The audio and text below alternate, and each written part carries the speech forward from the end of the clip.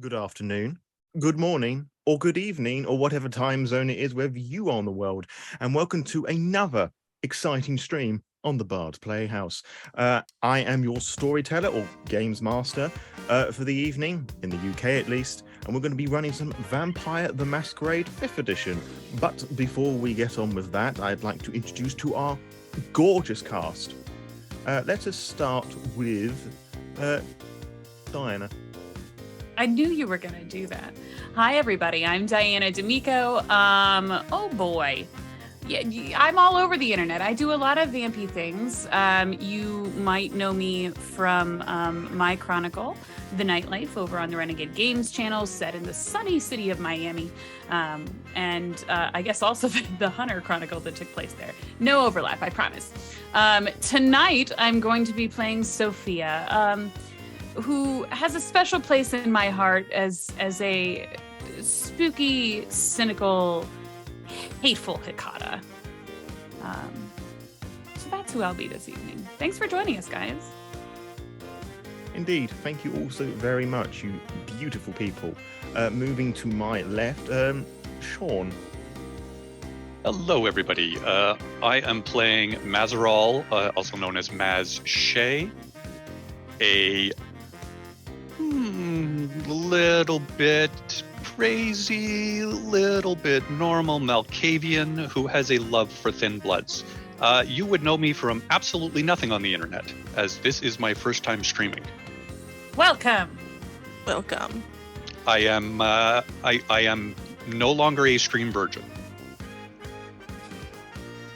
Happy for you. I would have said something there, but I'm not too sure how appropriate that would be. So swiftly moving on, we move on to the individual who on my screen is marked as Wild Bill. Who are you? Hi, I'm Kevin. Kevin Lytle. I am a tattooer and I love Vampire the Masquerade. I came into it at the second edition, and so I think I'm the oldest person here by far. I'm here to be the stream's father, apparently.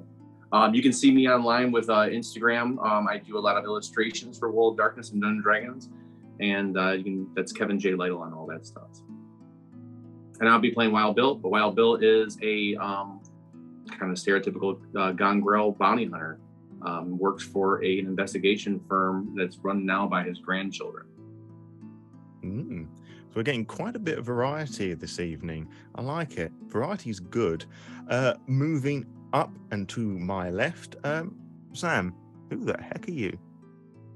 Hey everybody, I'm Samantha McLordy, and today I'm going to be playing Priscilla, a ministry character, and I'm not going to give you any insight onto her because you'll find out.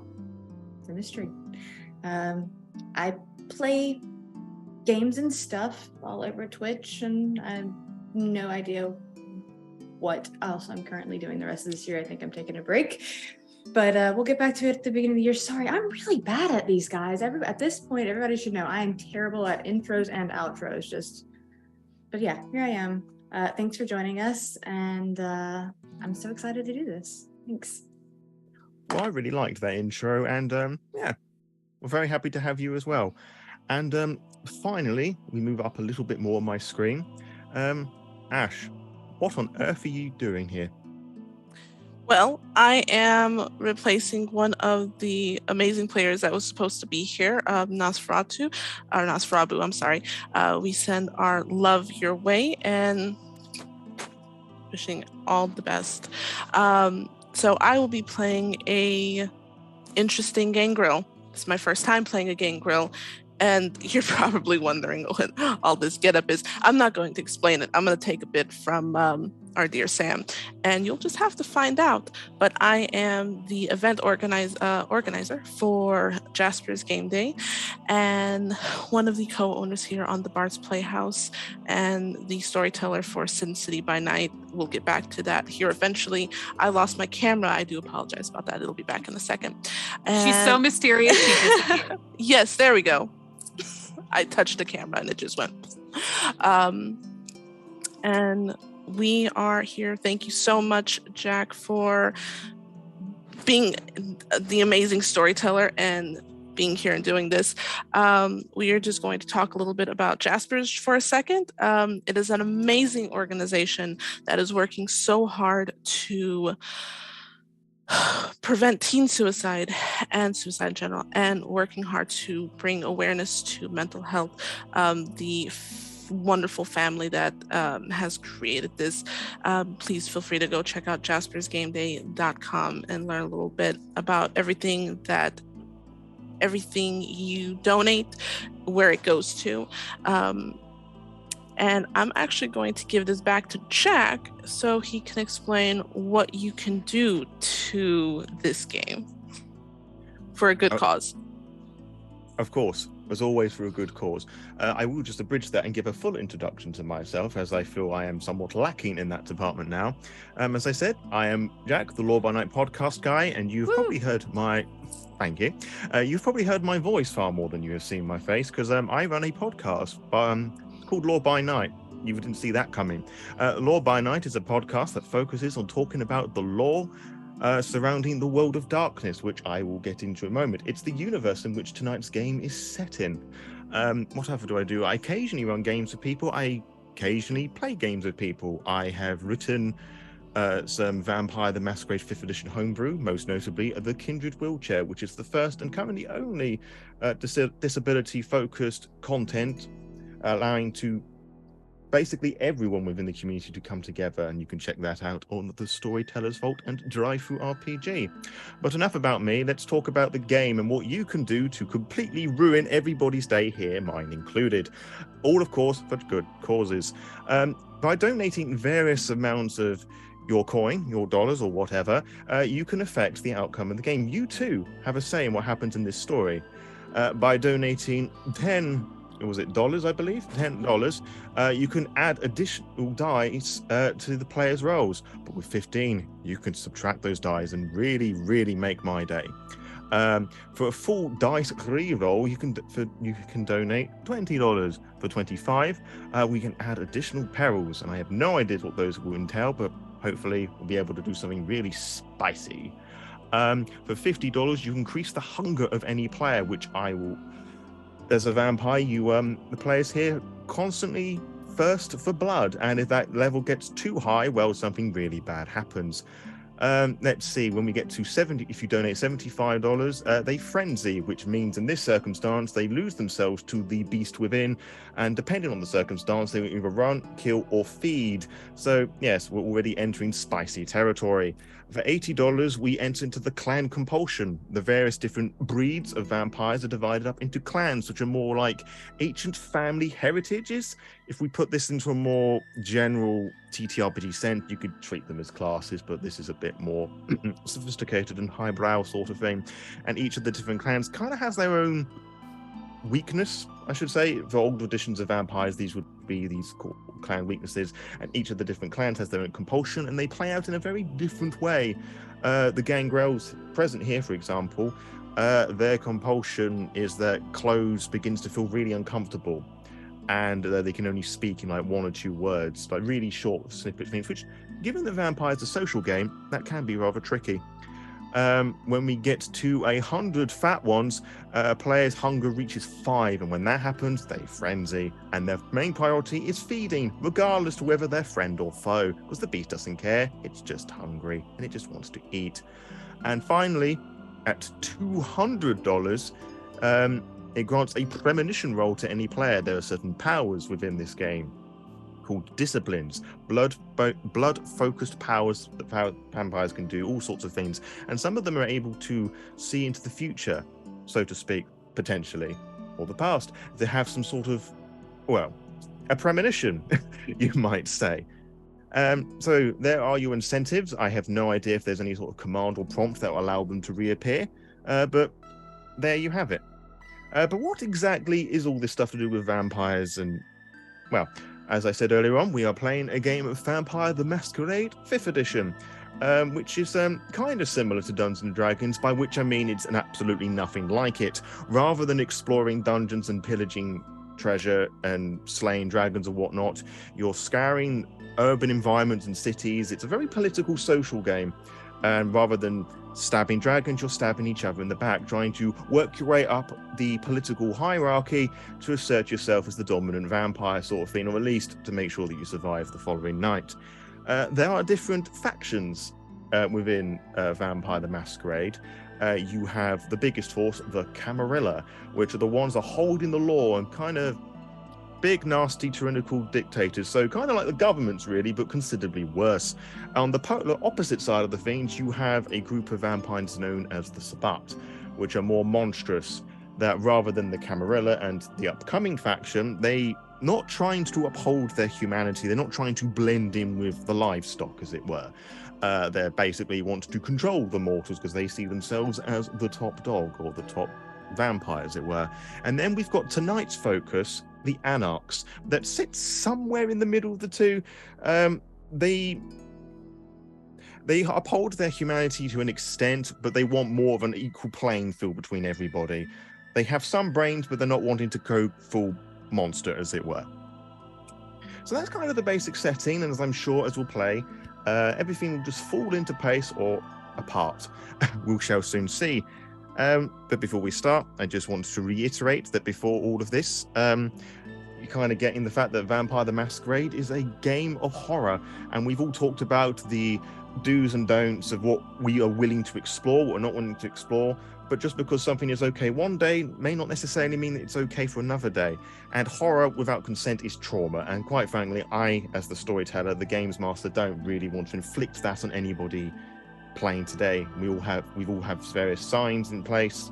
If somebody's feeling uncomfortable, they do that. And then as the storyteller, the games master, we rewind the clock essentially, and we just pretend that didn't happen. Likewise, as the viewer, if something happens that's a bit too much, or if already you're listening to this and the concept of all this blood and vampires is making you feel a bit icky, it's totally okay to walk away from this or to pause and come back, and no one's going to judge you because your mental health is the top priority here. Likewise, as the storyteller, trying to make sure that everybody here is all hunky-dory and all horrified, but in a very healthy, consensual manner. And I've kind of run out of things to say here before we start properly. And if there's anything else that anybody wants to add before we start, I'm taking that silence as a no, which is fantastic. Go donate. That's all I have to say. Go donate. Oh, absolutely. So very rarely are you given the opportunity to make things more terrible for the people that you're watching on screen.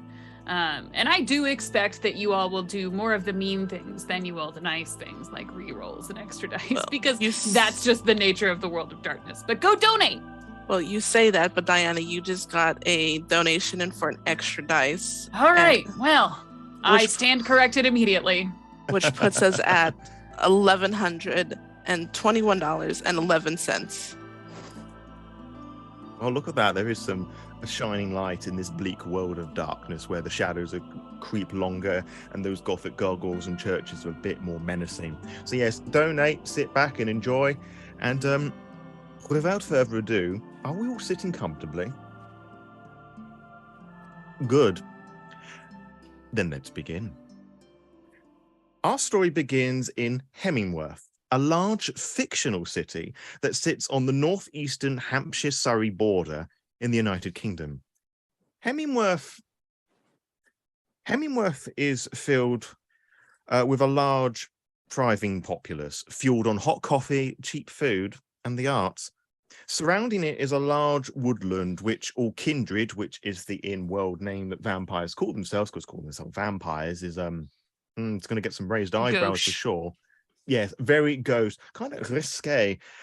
So surrounding the city, you have this woodland, and which all the kindred know is lupine territory, which is also the vampire word for werewolves. Some also believe a strange rumor regarding a coven of undead witches that are living amongst the trees. Since the earliest nights of the sect's existence, Hemingworth has been a Camarilla domain, with few anarchs and even less Sabbat, for the most part. For centuries, it was ruled by a Jonathan of Clan Malkavian, but when much of the city fell to the Sabbat during their invasion in 1892, the Primogene Council, which are heads of the various clans belonging to the Camarilla, knew something needed to be done. Before they could act, a renegade from the Sabbat by the name of Alexandria claimed praxis over Jonathan. He was slain in a sword fight, donning the cold Alexandria as the new and current prince of Hemingworth. For the duration of Alexandria's reign, she has had a tight leash on Anarch activities. She lives by the old code of the Anarchs being but rabble that belongs to the Camarilla. They were forced to attend Elysium, but were given few rights. Their feeding was limited, and no more than 4 Anarchs were allowed to meet. The 3 barons, which are the heads of an Anarch movement in a city, Sally, Mickey, and Pauline, would work together in secret to have more mortals embraced into their numbers, building a small army between them. Who knows? Maybe the kindred before us will embrace as part of this war effort and they didn't even know. But tonight, however, the city is currently dealing with what Alexandria refers to as a pest problem gotten out of hand. The Anarchs have begun to take control of the outskirts of the city, with one bold group claiming the city centre. One of these 3 barons, the player's baron, Baron Sally, has summoned you to her domain, an oversized garage towards the south of the city. It's always been busy, and she and the rest of the locals hate her, and that is always speaking about the clientele. But before our kindred, who have never met before, gather, we have a little bit of a house ruling here. Could the kindred here roll 1d4? As d4s are not usually a staple in World of Darkness games, those dice are just d10s. We have a 4, 2, 3, 3, 2. If you would like to write that number in your hunger tracker, that is how hungry you are. Does that include the one that it already is? Nope. So you got a 2, correct? So write that 2 in your 3. Fun. Write that in your hunger tracker. Okay, so I'll be at 400 then. No, that's instead of, sorry. So instead, remove, so Okay. 3 total. Understand, sorry. No worries. And who was the person that got 4? I think before everybody meets, we'll just start with you.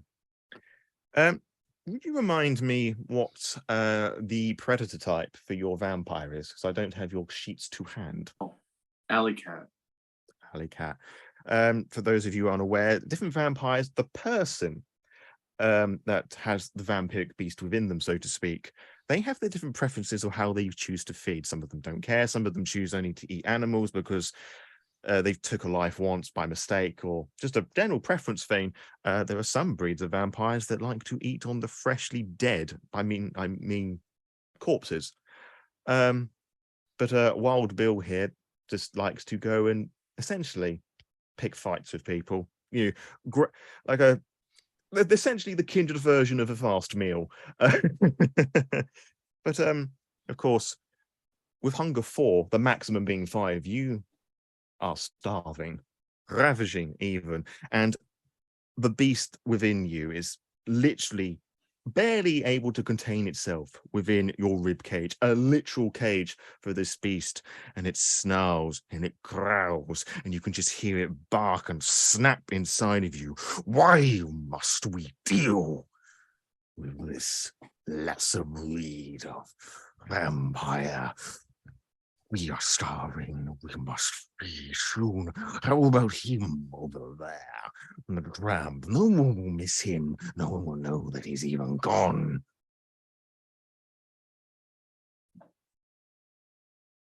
And I'm at the warehouse. Well, are you on way to the warehouse, or you tell me with this thing going on inside you? We're on the way to the warehouse. I'm on foot. And I'm looking for anyone who I'm looking for I'm looking for criminals. I'm looking for people who deserve it.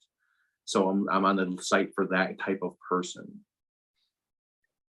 Sure.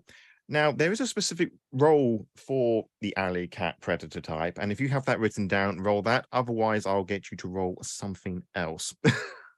We'll be doing what is it, streetwise plus Is it strength? What is or is it maybe it's wits? If I'm looking for somebody who is deserving of it. You know what? Roll that. Okay. Wits and streetwise.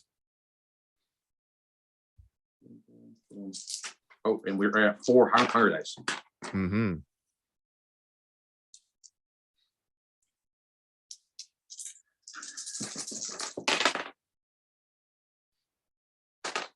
And the 2 fangs are a success, or that's a critical on the hunger dice? I believe. I can't It's actually. a success. Yes. It's a critical success. Yep. I only have the 1, and the other success I have is on my hunger dice as well, with 2 successes. I believe with that is a messy critical. Okay.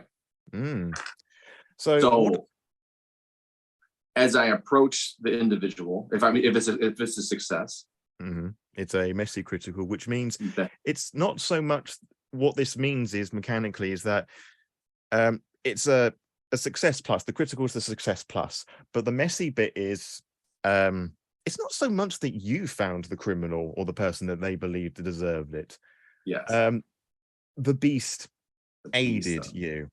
Yeah. So sure, there would have been a bit of a rough and a tumble, but you're looking around and you feel that you're seeing somebody that's being harassed and you're just desperate. You are a man on a mission. You go storming over, you grab this individual by the back and you swing them around and push them against the wall. And if you did it any further, there would probably be a big crack or like a dent in the brickwork, and they're just pressed up. They're seeing you with this horrified look. Your fangs are probably just pressed, like descended. Totally shocked, just speechless, whimpering, might be making a mess of himself. Well, through the smell of that, my eyes glow red in the darkness, claws are out, and he is mine now. And I take it all the way to the ground. So by which I mean, I'm assuming you lifting him down to feed him, or you're feeding him whilst pressed up there and letting his body just slip with gravity. Crumble to the ground as we slide down the wall into the ground. And how much of your hunger are you removing with that? If you were to remove all of your hunger for this person, so you wish to end this person. With a messy critical, I think it's kind of inevitable at 4. I agree. So yes. Oh, it feels good. The beast smiling, maybe chuckling to itself that it has done its job. It has helped you. It has saved you. It has given you salvation as this corpse just sort of slumps and becomes limp. And you for a second, you see like a thought just swim through your mind. You see this person, this man with a woman, maybe it's their partner. There's laughing and smiling. There's another flash, and he's desperately trying to find money. They're going to get kicked out of their apartment, and they're just, this person's grown desperate, and just you return back to the living world. So you remove all of your hunger. Yeah. And with this murder through this method, place 1 stain on your humanity tracker.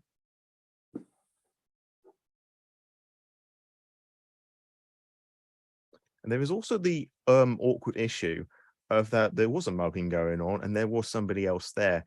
Now, do we say that this individual is still there? To which I'm going to decide this with a dice roll with another little game of mine called Odds and Evens.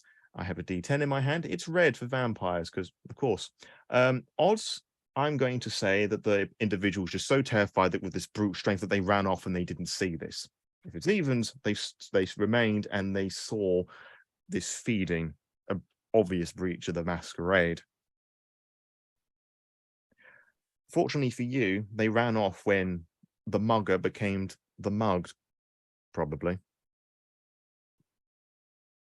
And with that, I would say that we move to the large garage where the different bodies of kindred meet. And I would say with this perhaps a little side route, you would be the last one to arrive, Bill. That is, of course, assuming that nobody else wants to feed before we arrive. Yes.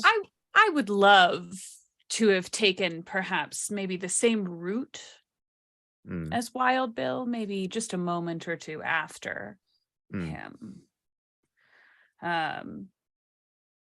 Because now there's a corpse, so there's something to play with. Oh, absolutely. I mean, it's just there. Someone's going to notice. Sure, the puncture marks, the fang, have been licked close. It's a little harder to find and work out what's going on, but there is a dead person there. Could I have perhaps witnessed part of this attack, this meal? I'm just going to specifically the partner running off during the mugging. So specifically that, let's see. Evens, I will say that you did. Odds that you didn't. You did not. Okay. All right then. Having taken this route just a few moments after Wild Bill, Sophia will approach. She's about 5'4". She's not a large woman. Very finely dressed, with silver teeth on a necklace around her neck and several very prominent scars on her face. And where you'd think that someone would want to cover those, she actually has her hair pinned back to show them off, with some sense of pride. And she happens upon this scene after Wild Bill has continued along his way, and this corpse prostrate before her just sort of clicks her fingertips together with excitement, and she'll take her index finger and pop it into her mouth and bite down just hard enough to break the skin. Bend down over the corpse, kind of smoothing the man's hair back from his face, and looking at him and really trying to understand what it felt like to die and what it feels like to be dead. And she'll take the finger and sort of suck just a little bit of vitae into her mouth, and she'll clear her throat and spit in the man's face, performing the gift of false life and granting him some semblance of what he used to be before Wild Bill got a hold of him. So just to break down that beautiful and somewhat erotic display, you are essentially wanting to reanimate the corpse. Yes. Beautiful. If you make that required, does that require a roll to do? It does that does. just I'm happen? trying to understand what it is, so forgive me as I look at this. That's all right. I have the relevant book to hand, Cult of the Blood Gods, to quickly find that, hopefully. Maybe not. Maybe that's for the mindless corpse itself. Just kidding. That's for the corpse itself. I don't need to make a roll. It just sort of happens. Okie doke. So it takes a few moments, and you see something twitch, an arm, a finger, and a foot. And then everything else just kind of very awkwardly clicks together, as if it's trying to relearn. Like something else is trying to reanimate the body. It's not quite understanding how things work, and it just kind of slumps up back into place. And the best way I can feel to describe this is kind of like those wooden puppets you get where you push the button underneath and you push it up and it folds over, but when you push it, when it's not pushed, it sort of like snaps into place.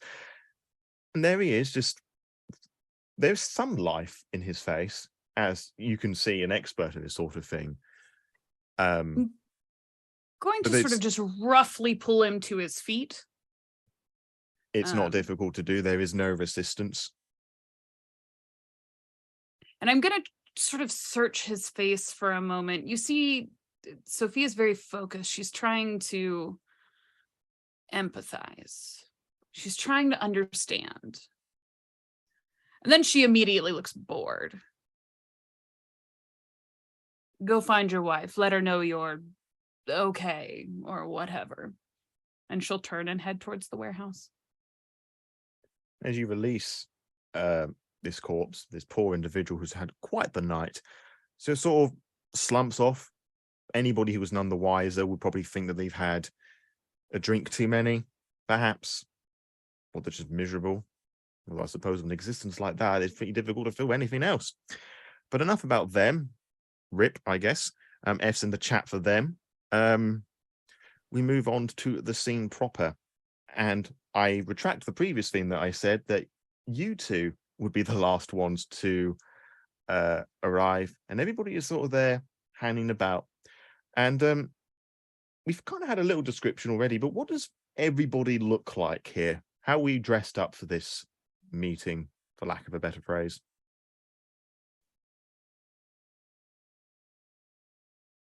Mazarol, Maz, is a slightly disheveled man. In this light, looks like he might be in his late 60s, early 70s. Striking silver gray hair, about shoulder length, tied into a small tail. He's got very mischievous green eyes with small flecks of yellow, and he's constantly looking around and mumbling to himself. Looks very much like the retired professor that he is. Tweed jacket, leather patches, and a cane made of ashwood with an ornate steel topper in the shape of a jackal's head. And he mumbles and shuffles as he walks around the space, definitely not making eye contact with anyone, but checking them out through the corner of his eye. Very dapper, very anxious, pretty much sums up my teen years. Bill, how are you dressed tonight?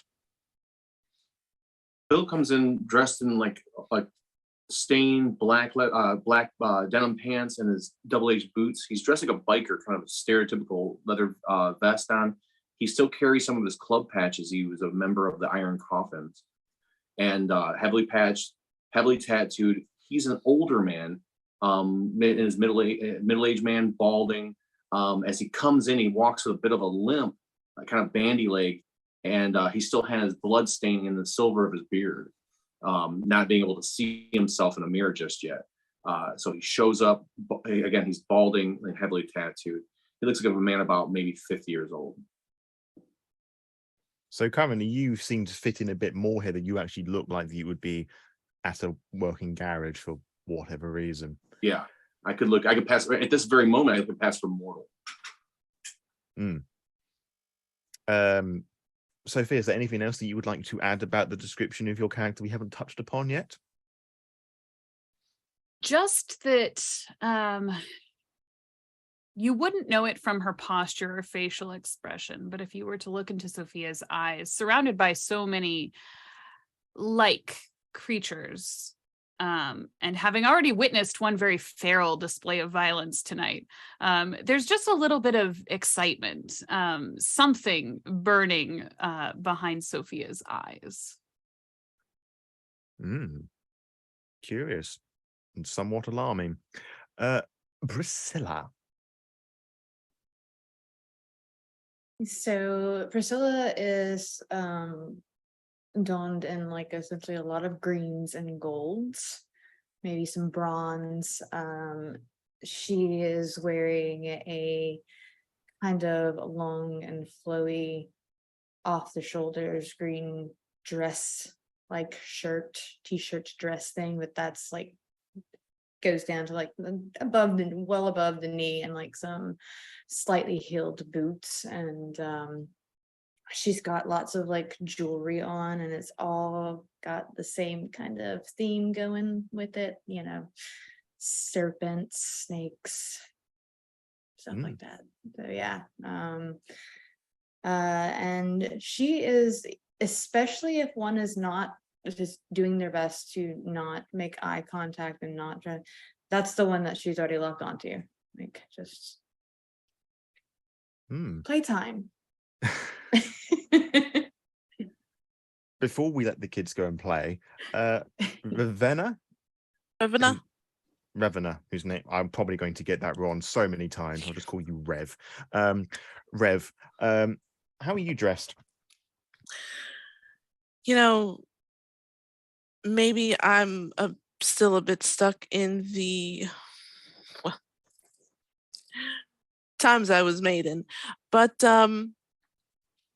lots of furs and leather corsets and feathers. Looks very tired, very misplaced. Maybe did not get the notice that it is 2022 and not like 1600. So Stevie Nicks tribute act, got it.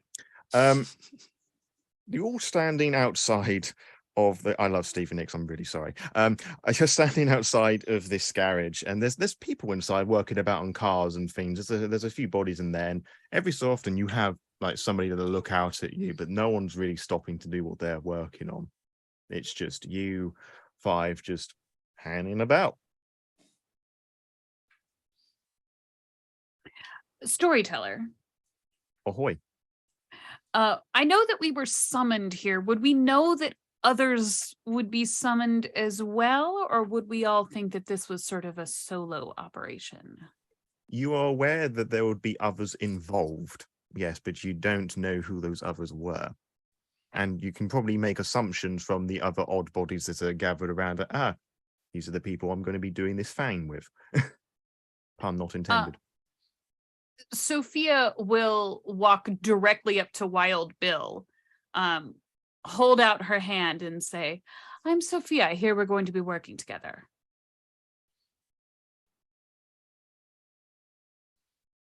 Reach out slowly, grab her hand. Nice to meet you. Where'd you get here about the same time as I did, man? Yes. Curious how those coincidences seem to happen. Forgive me, you have a little on your chin. Yeah, it always gets in your beard. I do love a messy meal. Shall we find the others? I imagine a few of these characters stand out a little bit. Yeah, that sounds about right. I start heading over to them. I just kind of ignore and walk away towards the others. I would have, Priscilla would have walked up to Maz and just literally stood like right in front of him and just, greetings. Yes. What's your name?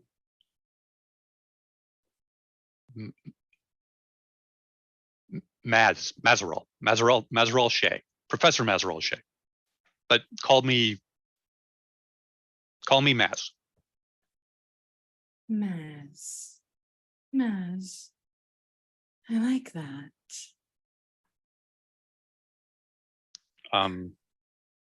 Thank you. Interesting. Do you like it when people take notice? Depends on how. Depends on how. Yes, it Like depends I'm on how. taking notice right now. Yes, but you're in my bubble. Please. Bubble? Yes, I can space. see a bubble. The literal one. Oh. She's going to take a small step back. Is this better? Yes, much better. Thank you. So this is okay. And then she'll take 2 steps forward, but this is not okay. He shrinks and holds his walking stick in front of him. I'm not going to bite. No, I'm not going to bite. Not yet.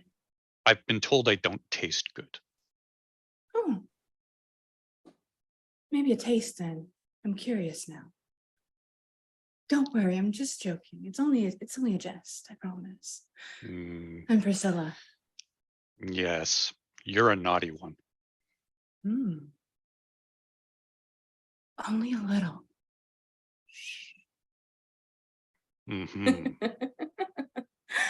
And she's just going to take a few steps back and just continue to chuckle a little bit. And He is him laser space. focused. Laser focused now.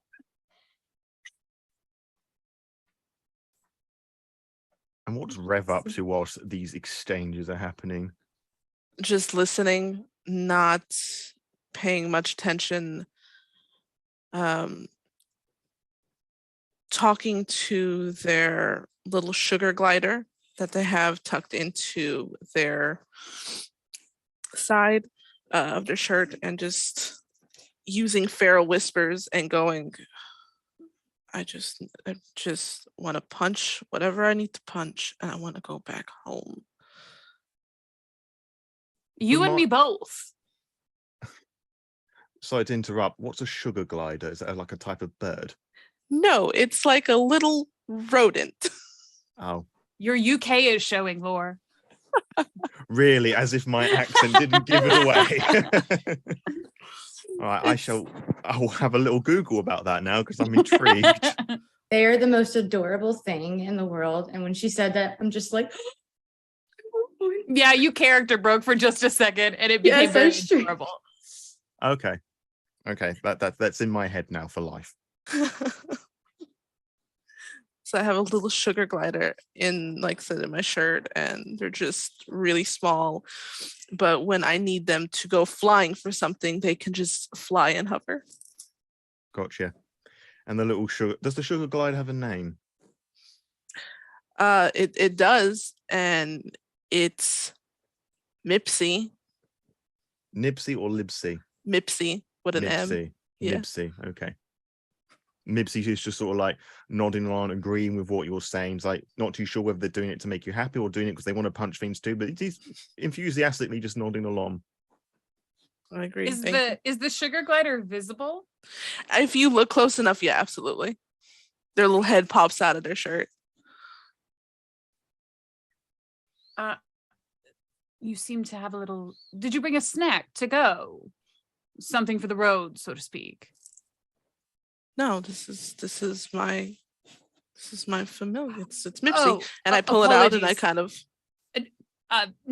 No, thank you. I prefer much older specimens than that. Hello, I'm Sophia. They don't shake hands, but she looks you up and down. Rev. That's a very pretty name. You seem dressed for the occasion. This is what I dress like every Saturday night and Tuesday. I'm very fond of it as a fashion statement. You know, I do so love the stench of dead things. I believe the rest of our party is right over here. Should you like to join us? I can see you all. Do you need me to join you? Because I can't. Oh, okay. Yes, that would be important.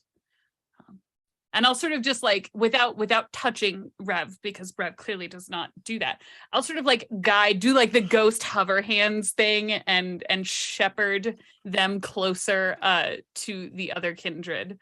I'm guessing that Wild Bill has probably walked over to where Maz and Priscilla are having their moment by this point in time.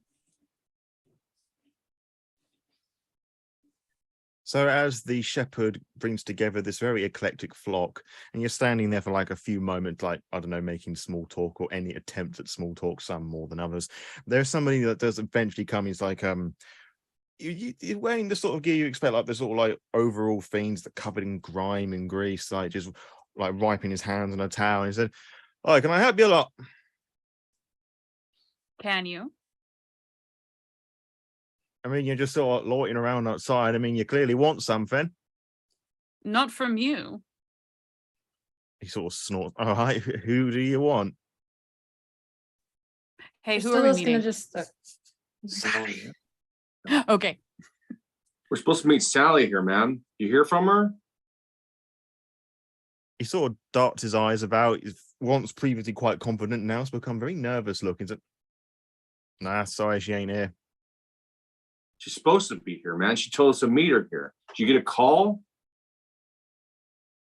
I mean, He's very unsure what to say. He's just sort of Where's shrugging. your manager, man? Who's in charge here? Oh, don't be such a Karen. The male no, version is wait, called a wait. Kevin. A Kevin. Oh, what? It's too perfect. But Priscilla's just like, oh wait, I'm curious. What are you willing to give? He sort of raises an eyebrow. Give? You asked what we wanted, and I want to know, what are you willing to give? He's sort of looking between the five of you, taking in what you're wearing, how you're behaving. He just sort of nods. One moment, and he sort of turns around, and he goes back, and he says, Sally, they're here. And he sort of goes back to you and said, I'm sorry, we've had some trouble lately, but you lot seem to be fitting the description that Sally gave. Come in. And he leads you. You're in. not forgiven. You still didn't answer my question. Sally remembers what I look like. You do stand out in a crowd, my dear. Isn't this how everyone dresses? No. Oh. No, definitely not. See, he's dressed different, and she's dressed different, and she's dressed different, and I'm dressed different, and you're You dressed shouldn't different. point. It's very rude. I just thought that was Rude. because Okay. you were weird, but okay. Oh, I'm definitely Oh, God. weird. Definitely weird. So this worker is leading you in. He's probably half hearing what you're all saying. He's concerned about this favor that apparently he now needs to give somebody. And he leads you to this van, and sliding out is Sally, who again is wearing very similar attire, like far more greasy looking and grimy wise. If you were to like clean all that away, there would be some semblance of an attractive woman there, and she's wearing a cap backwards. There's some long hair. It's all done up in a ponytail. She sort of looks up, looks at the guy who looks like he's about to make a horrendous mess in his underwear, and he looks at you lot and said, you're here. Like, she gets herself up and said, sorry, I hope I wasn't keeping you waiting long. Hope Paul here didn't give you any trouble. Paul looks very worried. We have his name now, so there won't be any trouble. See you later, Paul. Paul, you and I are going to be great friends very soon. Paul, what have you done? I've done that. I've done that. And he's sort of like scuttling away with his hands up in the air. It's like, we had some unwanted guests recently. Come on. And she leads you to like a ascending stairway to what appears to be an office. It's kind of a small space. Some bit of privacy is needed. She opens the door and allows you all to enter.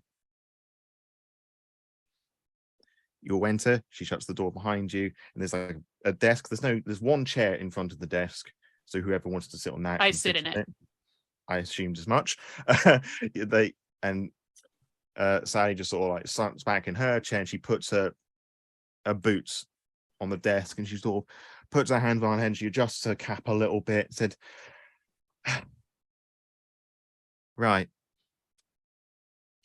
what I'm asking you here is kind of a big matter. It's a personal matter as well, and I'm kind of concerned if it doesn't get resolved, what will happen to the city." Why are we supposed to care? Pardon? Why are we supposed to care? You can see that as you say that Sally is like physically has to bite down on something in her mouth. It's like,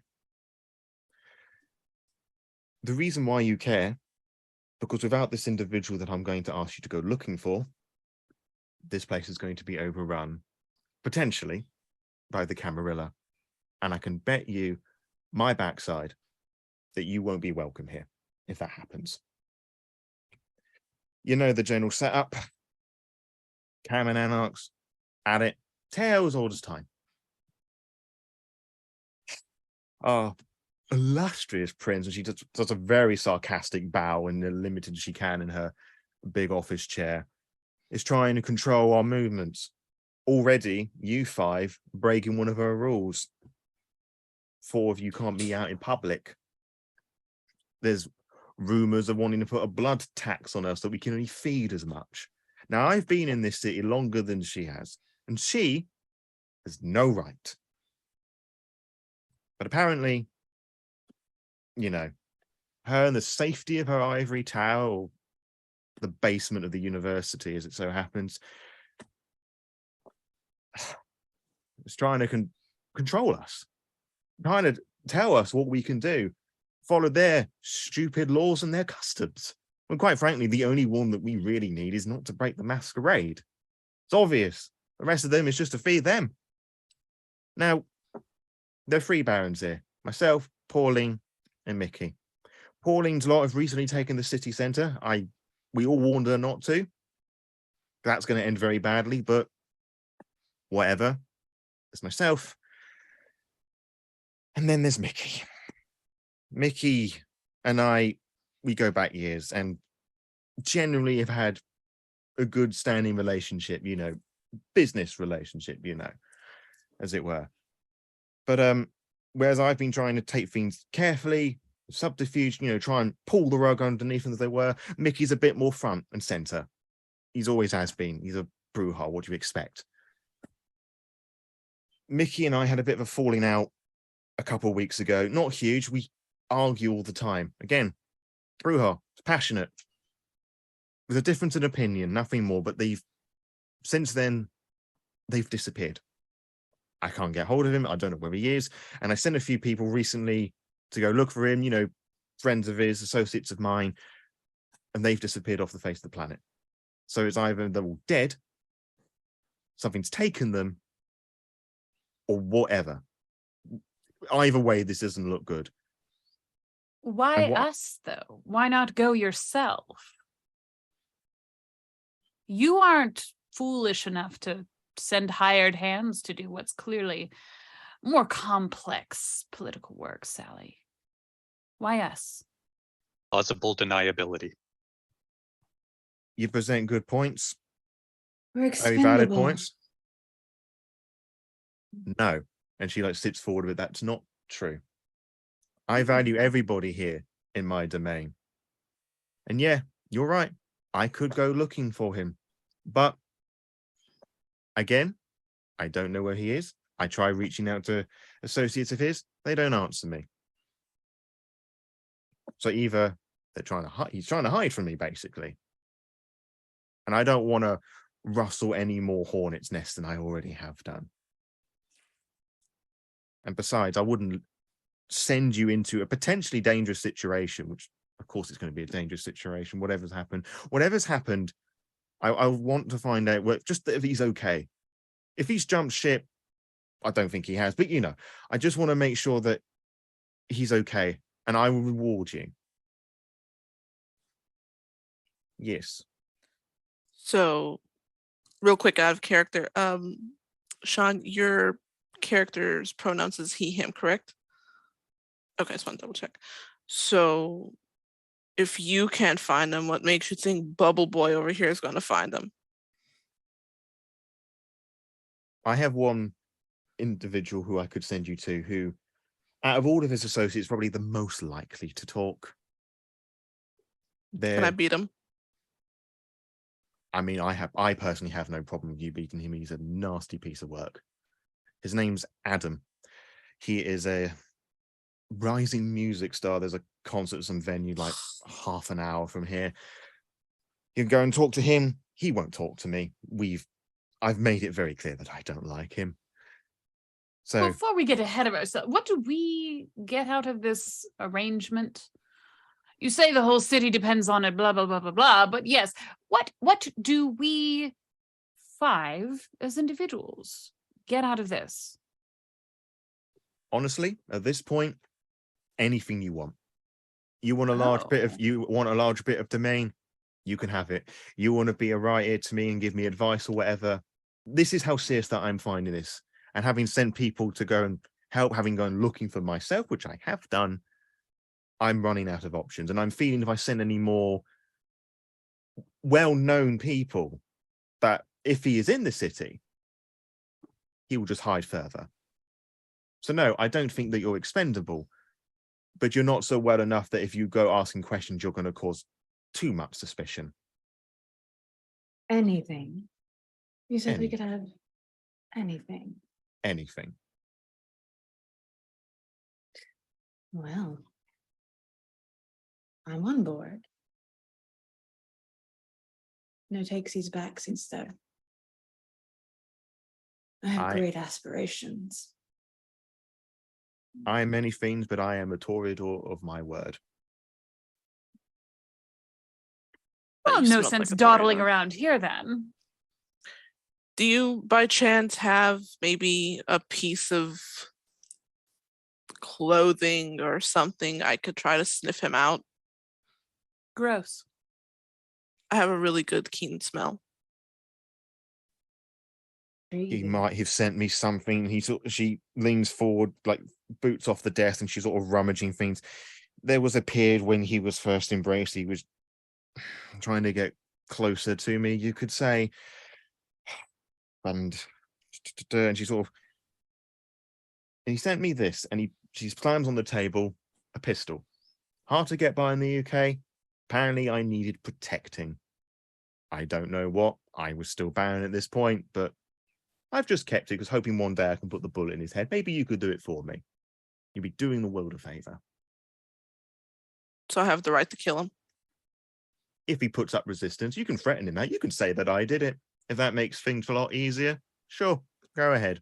Rev, darling, do you mind if we question him before you kill him? Because once they're dead, it's very hard to get any information out of them. They just sort of mumble and drool. Or they become ash. Yeah, sure, that's fine. Wonderful. We're all on the same page then. You, mysterious snake lady, twitchy professor, and biker fellow. Yeah. More or less. I'm on board. I suppose. I need a school. That's the Like a Anything whole could one, be a all to school. yourself. There's people who need help, and I help. Boring. Let's get this over with then. I appreciate all of you for this. As I said, I don't ask of this lightly. And she sort of leans forward and she sort of scribbles down an address. It's if you are into alternative, if your characters are into alternative or like grungy rock sort of things, you'll recognize this room. This is the warehouse. Not an actual warehouse, disappointingly, but it's a fairly big enough building, and it's that's the name it was given. Can I smell the pistol, please? You can smell whatever you want, but if you want to specifically smell the pistol, you go for it. What's the goal here, other than just being notably weird? The goal is to get a hold of his scent, or their scent. Are you employing a particular merit or discipline power for this? Let's see. I have awareness with the specialty smell. All right, then I guess this would be a perception and awareness, or wits and awareness, whichever it is the higher. Okay, I'm gonna take wits and awareness.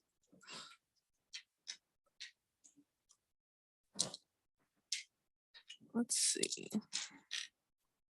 And I add a dice for the specialty, correct? Yes, an additional die for your specialty.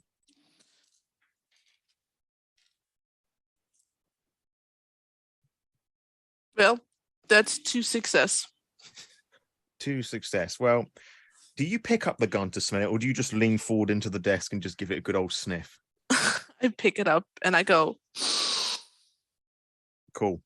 It smells musty, kind of like as you would expect for a gun that's been in a drawer for some time. It smells more like the room that it's in at the moment, a bit of grime and grease as well. It smells more like Sally than it does of anything unusual.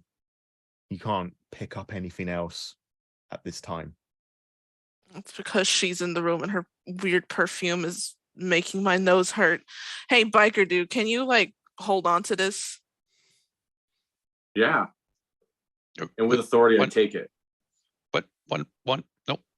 What you got, man?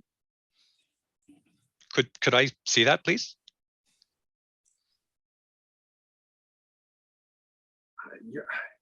Yeah, he's a little squirrely holding a gun, man. It's not like it could actually hurt us.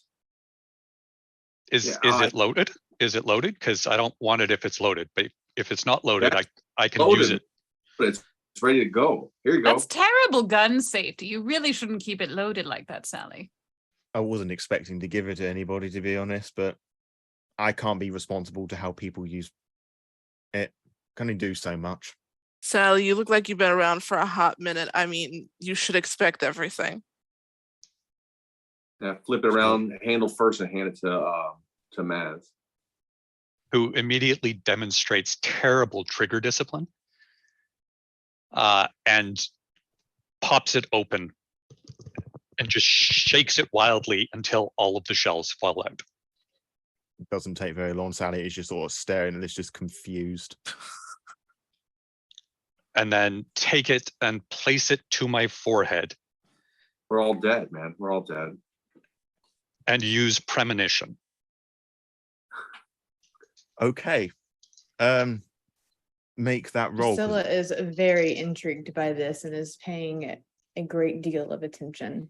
So Sally, but probably for different reasons. That is 4 successes and a crit. So is that 4 total or 4 plus a crit? If it's just the one, so dice, 5. It's 5 dice on premonition, resolve, and auspex. Yeah. Mm-hmm. Yeah. Just wanted to go and check because if it was a critical success, it would be a bit more. Mm-hmm. So with this gun pressed to your forehead, you see things. You see hints of the conversation, of some sort of conversation between a tall man. He's having to bend over in this room. He's kind of skinny. He places the gun on the desk and there's a flash. And you do see the venue, the warehouse, and the sign is just deliberately at an angle. And as the vision returns, you hear just like the sound of a long, decaying sax.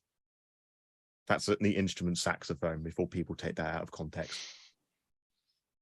Already done, my friend. Already done. That ship has sailed. I tried. No, you didn't. Not that hard. I made an effort. I will relay as best I can the vision with a terrible description of the man. Sally will just sort of, yeah, that sounds like the sleazeball, and yeah, he plays in a ska band. He plays sax. Mm-hmm. Mm-hmm. Well, now Okay. we're truly in horror territory if you're telling us we have to track down a ska band. Yeah, I'm really sorry. I don't really feel like you are, but that's okay. She shrugs. I agree with that one.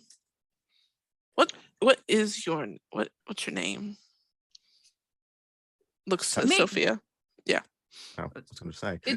Sophia, I introduced myself to you while you were talking to your breast earlier. Do you not remember that? Everyone, No, I'm Sophia, for those who have not been introduced. I'm happy to chaperone you all along this journey this evening. Try and stay out of my way. Sally at this point there's a clear face like, oh, what the fuck have I done? Okay, and she just sort of sits up straight like, okay, this is all wonderful. You have your objective. Now, if you would be so kind and chaperone yourselves out of here, I have a certain van to fix. Really not the right use of the word, but all right. Shall we then? Should we call a cab? There's 5. 1, 2, 3. We probably need 4, an Uber 5. XL. Oh no, not Uber. No, that's bad. No, Just a cab. just a word of advice for you, Sally. Just maybe look into something other than a van, because that looks kind of suspicious and creepy. It's not my van. I'm I fixing get it for the somebody else. feeling that Sophia would probably be more comfortable in, say, a hearse. Darling, I don't know how you understand me so well so soon, but you are Obviously. incredibly correct. Where would we get a hearse at this time of night? I have several Where else? sources. I'll get you a hearse. I don't want Well- to be in a hearse. Yeah, fine, I'll be in a hearse. You can ride in the front seat if that makes you feel better. Though the back's Somebody more else fun. should drive. Do you know? Does anyone here know how to drive? Could we say, for the sake of brevity, dear storyteller, the Priscilla's probably right. I probably have the hookup on several hearses. The Undertakers and me are just sort of like this. Could I give someone a ring, a jingle? You sure could. I'll allow that because this is very interesting. Perhaps someone for whom I've created, various minions to carry out everyday tasks, like drive them around town, that kind of thing. I would say so. And by minions, do you mean? Oh, I mean mortals dead or- people that I've reanimated, yes. I did think so, but I didn't want to make any assumptions. I would say yes, because that's a very entertaining notion. Let's go with it. Let's roll with it. You'll see Sophia is going to pull out like an old school razor, which it makes me very sad that is a retro cell phone now. She'll pull out like an Same. old school razor, and you'll see her hit one of the speed dial buttons. And it rings once, picks up, and all you hear is, "Where are you?" And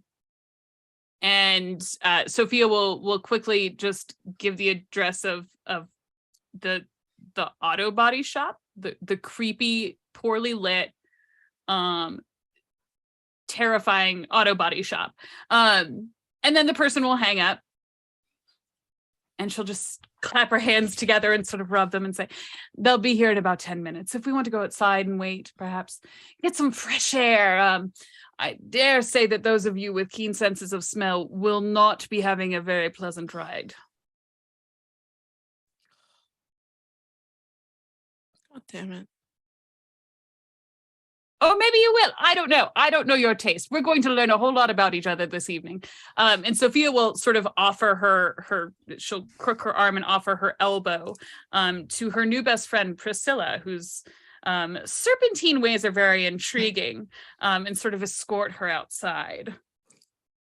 Priscilla will take her arm, and as she is going with Sophia, she's just going to kind of lean, like turn her head towards Rev and just, I mean, technically you're already dead, so you could just not breathe for a while.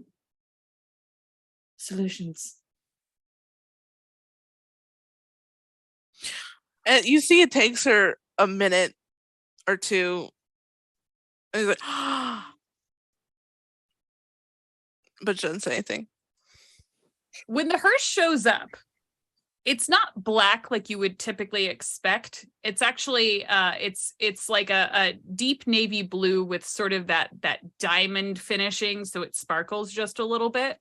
But it is a hearse in truth, being driven very slowly, ominously so. And when it rolls to a stop, Sophia will lean in the passenger window and just say, "Hello, Ollie, my dear. How have you been?" If you were to look over her shoulder, you would see a man of very slight build and advanced decomposition sitting behind the wheel. Enough of his face is gone at this point that his jaw sort of sags just a little bit, and it makes it look like he's smiling all the time, which is wonderful. And Sophia will lean back out of the window and walk around to swing open the back of the hearse and crawl inside. Priscilla will join her. I'd like to Maz sit joins us as well. I like to sit closest to Maz as possible. Crawling Right. last, I had picked up the bullets that were on the floor, and I'm kind of still inspecting a little bit, pocket them, and then head into the car last there. Is everyone riding in the back of the hearse? Is there other seats? I would take another seat. Well, there's a coffin back here. There's probably a corpse in the back, if I'm being honest with you all, I sat front with Ollie. who does not smell wonderful. But Corpse in the front, corpse in the back. I'm Priscilla's consistent gonna if nothing just- else. Priscilla's gonna look at Sophia. She's just, you can make these. How many can you make? How many would you like, love? Why not just continue? An infinite number. I love Go the big way or go you home. think. Great army of the dead. I have my own football team already, but I don't think the world is quite ready for them. Why are we going after this person when we can just create lots of new people to, what was it that Sally said? Overthrow the over. Cambria. Yes, that. Well, a girl needs something to fill her evenings with. I mean, Well, we can just do it for fun then. I'd love to Of course. watch. oh, do you? Mm. So Sophia, sorry. sorry. Sophia's just gonna kind of cast a sidelong glance at Maz and Rev and now Wild Bill. And then she'll turn back to Priscilla and just, we'll finish this conversation later. Of course. I'm going to lean in close to Maz because Revan thinks he's just the epiphany of like how charisma's supposed to be. And she leans in. I heard what you were saying earlier about helping other. I'm not really the greatest with well, and she points to those two, whatever those two are, to Priscilla and Sophia. Can you help me be less? You? Yeah, there we go. That's not always what I do, but I do help. So maybe we could set up an appointment and we could have some sessions. And I could help you not be you. You could be somebody else. Like like when you diablerize somebody. Oh, I'm not allowed to do that. But you could change. You could pick a new you to be. Do you want to pick a new you to be? I'd like to pick well, I kind of like me, but I also would like to be less like me. Mipsy really likes me though. And she takes out the sugar glider and shows you. No, thank you. I've already eaten. No, don't eat, Mipsy. Look at Mipsy. Mipsy helps. Okay. Yeah, let's talk about that later. And we'll set up some sessions and we can help you be a different you rather than the you that you are youing right now. This is the most intellectual conversation I've ever had. You're welcome. Thank you. Can I ask, out of character, I want to know what Wild Bill is doing overhearing these conversations happening. He's up in front. He put the he's watching the road. He's making sure Ollie's doing all right. But he's listening to this and he's like, "What the hell is? We're all. I got kids, man. I got kids to worry about. We're gonna save the day with this lot. Let's try it. Let's see what's happening."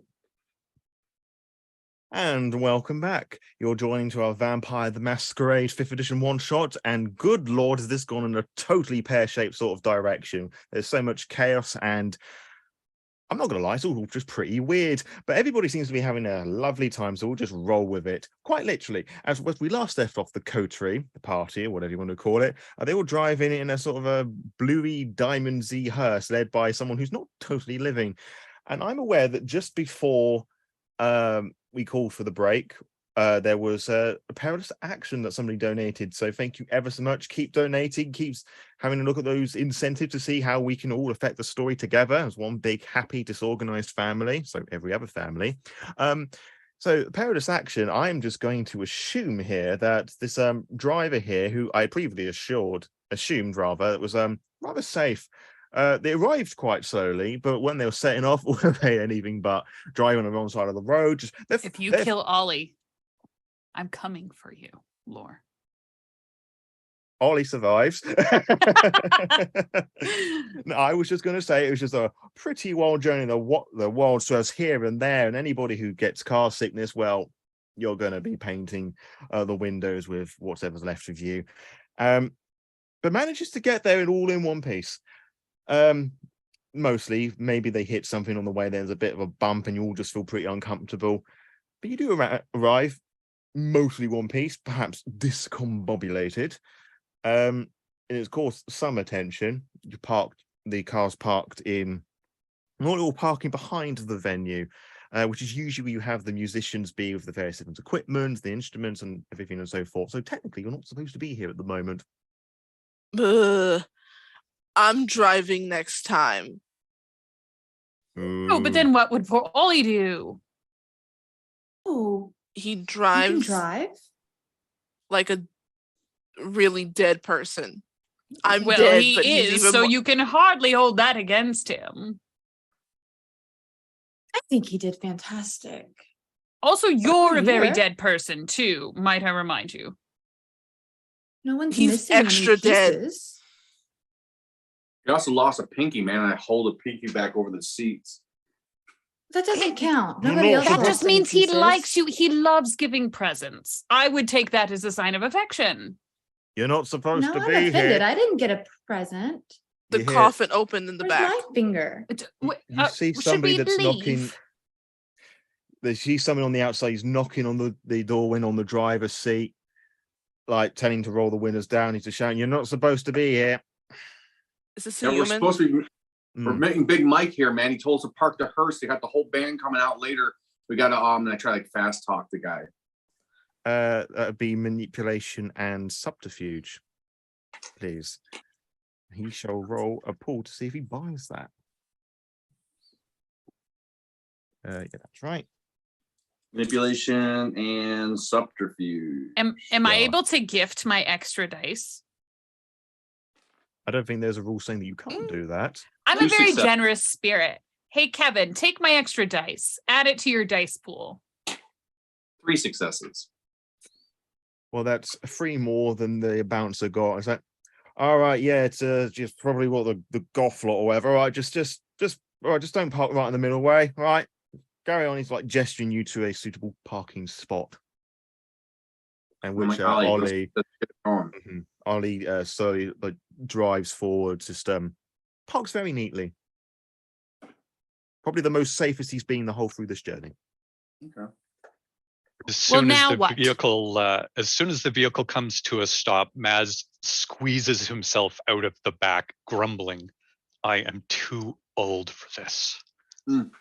How old are you? Well, you go and carry the 1, and then 9999. There's a 9 in it. I'm 1229, so I have a 9 in it. Oh, you don't look a day over 19, 22. Are we really going to play the who's the most desiccated corpse game, or can we get along with our mission here? Who are we looking for? Polly, Paula, who? You're- Mikey? Steven? Mickey. I was Mickey. close. We're looking for Greg. Greg sounds familiar. Weren't we looking for Mickey's like cohort, his buddy? Yeah. Yes, Adam. Adam. Oh, I was way off. So no one I'm said just right. joking. Clearly. Oh, that was good. Where will we find this Adam character? The logical assumption would be inside the building, and as you're at the back, you probably have to walk through these big steel doors that serve as the fire exits, but you know, there are people carrying equipment to and fro. All right, everyone. Look inconspicuous and act like you know where you're going. I walk up to one of vans with all this stuff in it, and I grab like a stack or something, and I start moving in with the rest of the people. You see someone, oh, cheers, mate. And he like goes to grab something else. And I just will kinda do move. the same.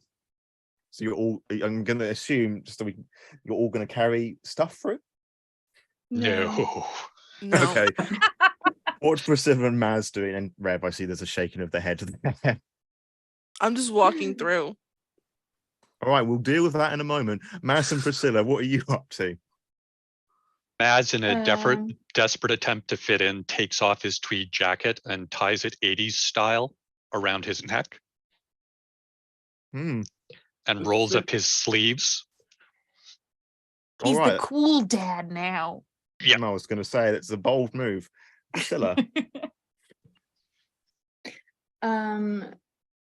Priscilla is going to shape change.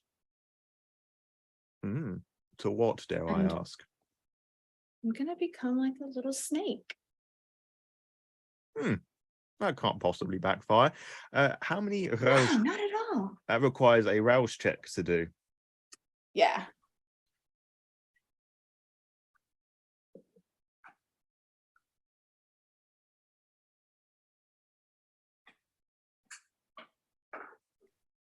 This is the one hunger die, so you're a D10. 6 to 9 is a success, 5 to 1 is a failure, and 10's a, well, usually. Let's just all give Sam a round of applause for playing with digital dice on the fly when she was expecting to be home for this. So way to go, Sam. I succeeded. I'm good. I'm not Cool. hungrier. You're not, no. Takes a little moment to do, some moment of concentration. The usual protean users, most commonly the gangrel, they turn into the likes of wolves and bats, of the vampiric myths of legends. But the ministry, or the followers of Set, or the Setites in older editions of Vampire, they have a slight variation of this where they can turn into snakes, cobras usually, quite big things. But I'm assuming yours would be kind of smaller, or we're going to go for a big one. For this particular, I'm trying to be small so that I can go unnoticed as possible. So yeah, like a garter snake. I did assume, but I didn't want to make assumptions given how everyone's been this evening so far. Wow, rude. Maz will drop to a knee as he sees this and just hold out his hand in an offering for a lift. Go right up. You sliver up the arm. And what does Rev do? You said that you're just walking in, weren't you? Yep. Just walking in, not really paying much attention, just moving on their merry little way, like nothing is wrong and they're totally normal. All right, I'm just going to make a roll here to see if anybody passes comment. Okay. You do get somebody that says something, but they mention that you the Fleetwood Mac tribute act. You know what? Because they are a lover of Stevie Nicks as well, they're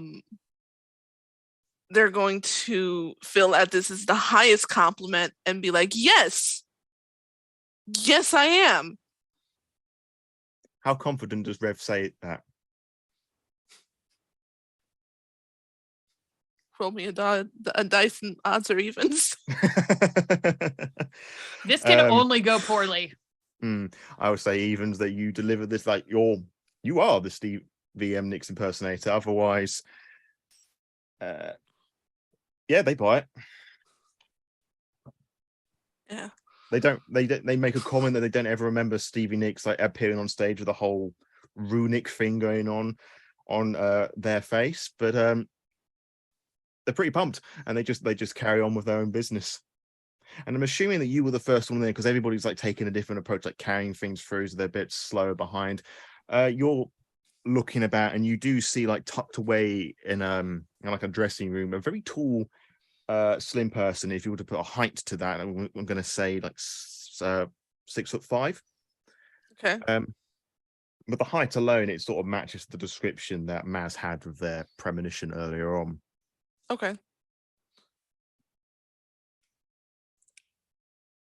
she's sitting there debating, should I just barrel forward and punch the heck out of this guy? Or should I wait like a responsible kindred for the rest of my party? Roll for me composure and resolve. Okay. Oh God. There's not very much of that, so and it's all on hunger dice at this point almost. So sorry, y'all.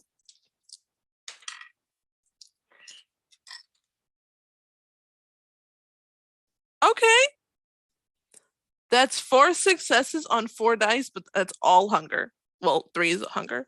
But there's no messy critical there. It's just as flat.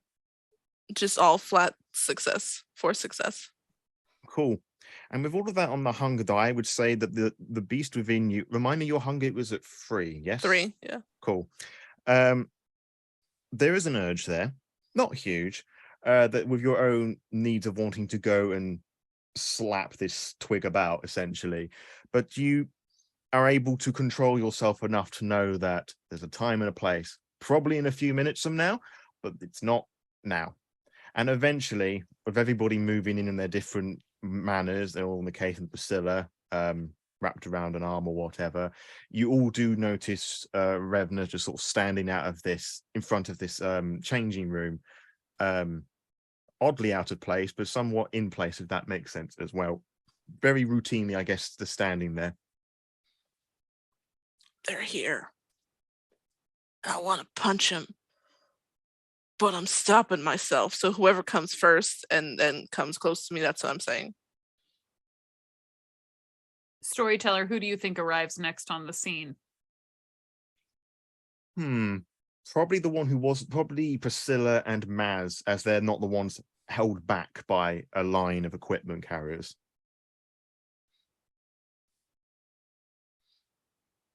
All right.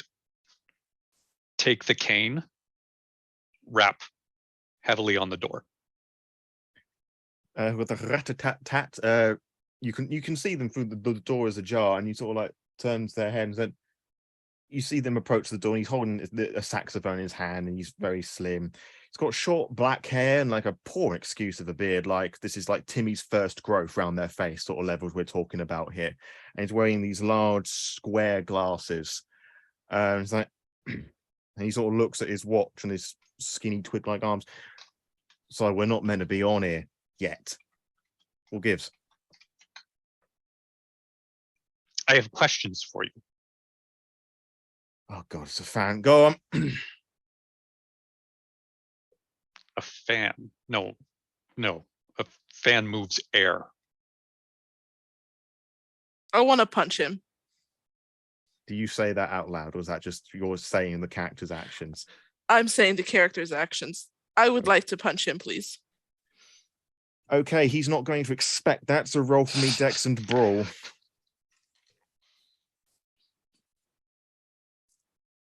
I'm fans of your crappy music. Okay, hold on. Somewhere in the distance, the ears of the band Madness twitch. So the door is open, correct? It is now, yes. Probably at this point, you equipment carriers, Sophia and Bill, probably see that you see the figure standing at the door, and what's about to go down will go down. Priscilla would like to leave Maz, like slither away, and I'm going into the room. Like I'm gonna can go do through, that. and then I'm gonna come out of shape change. I'm gonna come out of the snake form. Of course. That is a 4 messy crit. Okay, I'll deal with that in a moment. Sophia, you wish to say or do something? I just have a question. Is like obviously they're inside of what I presume to be sort of an office or like a green room sort of thing. Yeah, like a green room, sort of like changing room things. Like you could probably look in there. I don't care about that. Is there anyone else around? Like anyone in the hallway outside? Anyone who I think could possibly complicate this more than it has already been complicated? Odds or evens.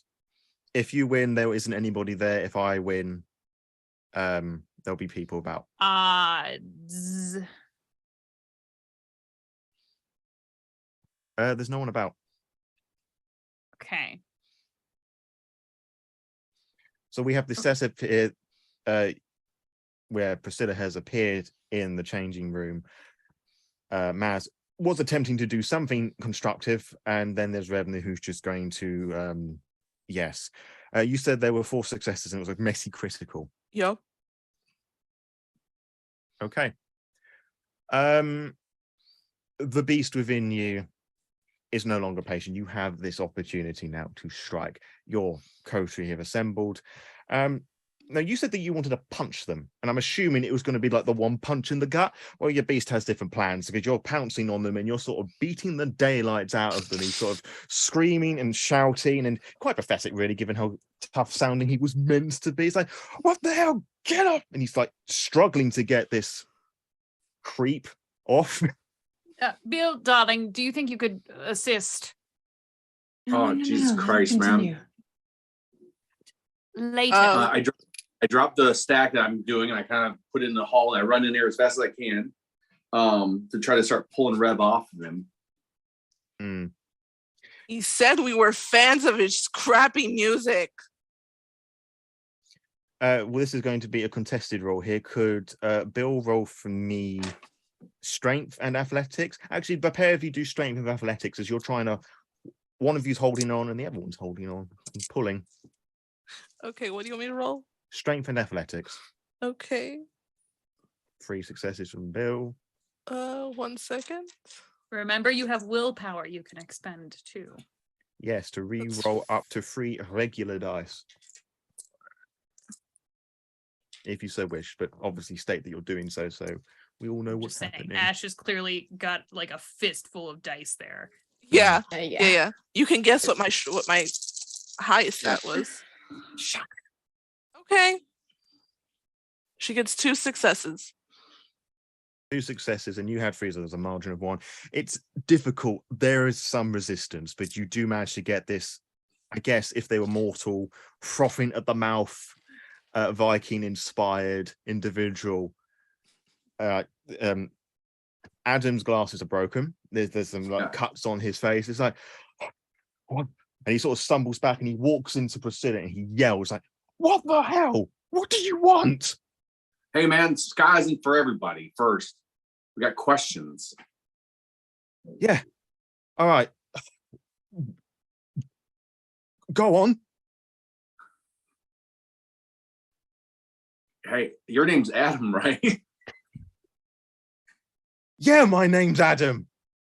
All right. So, you know Mickey?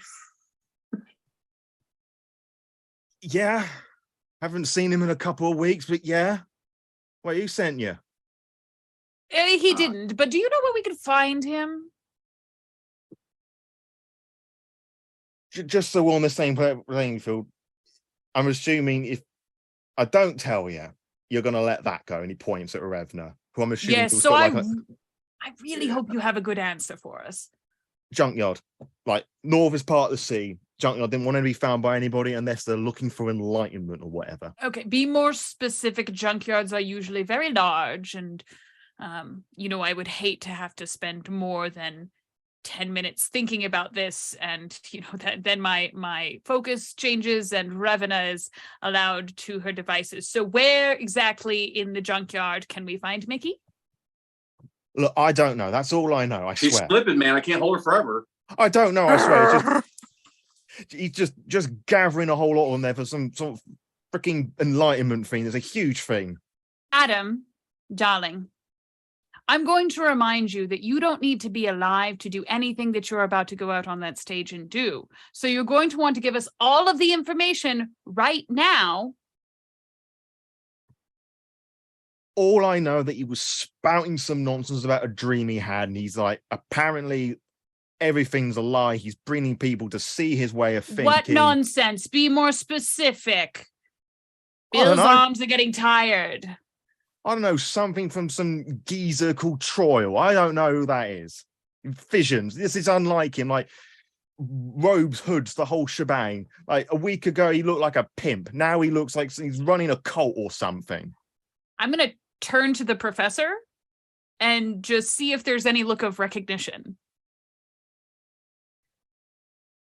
Well, there are cults. and then there are cults, but then there are cults. Could you be like, does any of this sound familiar to you? Well, many Does he cults wear fancy robes. himself? Does he fancy himself a god? I mean, I'm a of part of a sorts, cult. Or He thinks he believes he's a messenger, like he's shepherding the flock for some. prophet. Yeah, that's it. Sorry, False prophet. just And that's all you know. all mumbo jumbo to me. I just Your hand to Lilith. How hand to who? long has he been doing this? Just curious. How long again? How long has he been on this? I only know about this for a couple of weeks. He might have been planning this for longer.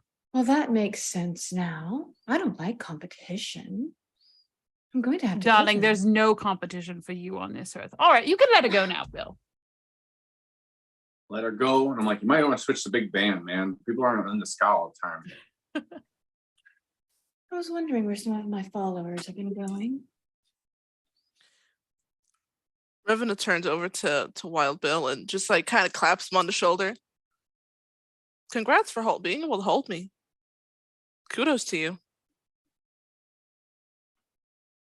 If Rev doesn't make an immediate move, I will activate Lethal Body, and the stack that I still haven't put down, I'm going to crush into his gut to attempt to cripple him so that Rev can do what she will.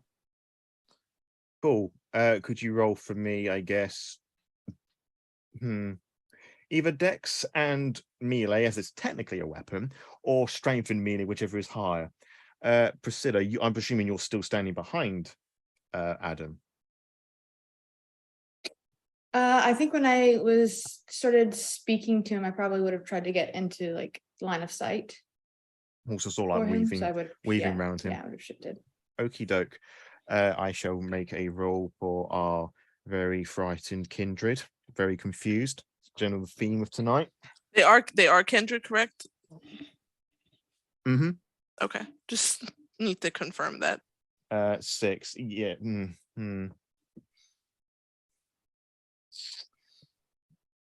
6. All right, I can't. Maths is my weak point. 7 for me. Yeah, so it's a tie, and the tie goes to the active participant, which is you. So you sort of crash into them, and the intention is like, do you wish to weigh them down with it, or just to knock them over? I'm assuming he wasn't expecting me to lunge, so really kind of just to knock the wind out of him and maybe do enough damage to keep him on the ground for a couple of seconds while Rev winds up and pounces. And Wild Bill, I suppose he deserves some fun too. Of course. But yeah, it definitely knocks the wind out of his sails, and it does knock him over. And given what's happened previously and the sheer supernatural strength that he just goes flying, and just like, if there was more room, he'd probably do like a little tumble or something, but like he lands on his backside, and it's just very, as I said, the wind's just taken out his sail with a great big. Enjoy. I'm gonna look to everybody. Do you mind if I take a quick bite, because I'm kind of hungry? To your By heart's all means, content, love. Have it all. Does anybody need him? Do we need him for anything? Not anymore. I don't think so, no. Take it all. Every last Generally frowned drop. upon, but it's a secret if we choose. I won't tell if you won't. I might if the offer's good enough. Tell what? She's going to Nothing. drink him dry. Score. Yeah. Fantastic. And now, as you are beginning to approach him, he's sort of whimpering, like shuffling away against the wall, and he just sort of, go away. And as he says that, you feel a probe, like a prod in your mind, like something is trying to get in. I am assuming you're wanting to resist. Absolutely. Cool. And I need to remember what that role entails. So give me a moment to find. What is he using? He is using compel. I think it's composure and resolve, isn't it? I think so too, but I just want to be certain. Yes, compel being one of the powers under the dominate discipline. And I'm not quite too sure how to break that down any further. I like that we took the brain guy and just assaulted him to get our answers. Yeah. Mm. Way to go, team. High five. compel. It is a pool of charisma plus dominate versus intelligence and resolve. So my intelligence and resolve. Yes. Oh, boy. Let's see. Oh boy. Okay, let's see what we get there. Okay. It's a messy crit, but it's there. That is a 2. So a messy crit, it's 4, right? Just to confirm. Yes. Okay, Mhm. so it's 4, 5 messy crit. Adam got 6. Okay. It's a now. Before I describe this, do you want to spend some willpower to re-roll that? Yes, I will. Cool. So up to 3 regular die. Okay, so that's going to be 6 messy crit. And into the tie, so it goes to the active participant, which in the case here is Adam. Okay. So you're approaching him and he frighteningly says, "Go away." And there's a bit of resistance and it just slots through. And you feel the sudden change of heart, or rather more of a logical thing, and think, yeah, I think I will. This is the most logical thing to be doing right now. And you're just ready to feed, and you sort of turn and you begin to walk away. And you all will just see me go, I'm not hungry anymore. Well, actually, I'm still really hungry, but he looks like he tastes bad. As And this she is walks going on, Adam slams the door shut. In Yeah. front of us or behind us? Behind us, because you all left the room now, so he's the only one that's in the room. And if you were to Okay. listen really carefully, you might hear the sound of shuffling furniture or whatnot just propping against the door. What a baby. Well, Remind me to come back for them later. You know where he I would works. just like to point out that our friendly Stevie Nicks look-alike, I think is what they've been called, is still famished. That hasn't been resolved yet. And I was hoping to watch her, to watch them consume. there's plenty of morsels around, I imagine. Yeah, but I need more. I need them. They have to be like us. I have a weird Hence- palate. But would you like a drink? Ooh. She's got to do something really weird. She's going to get your arm and lick it.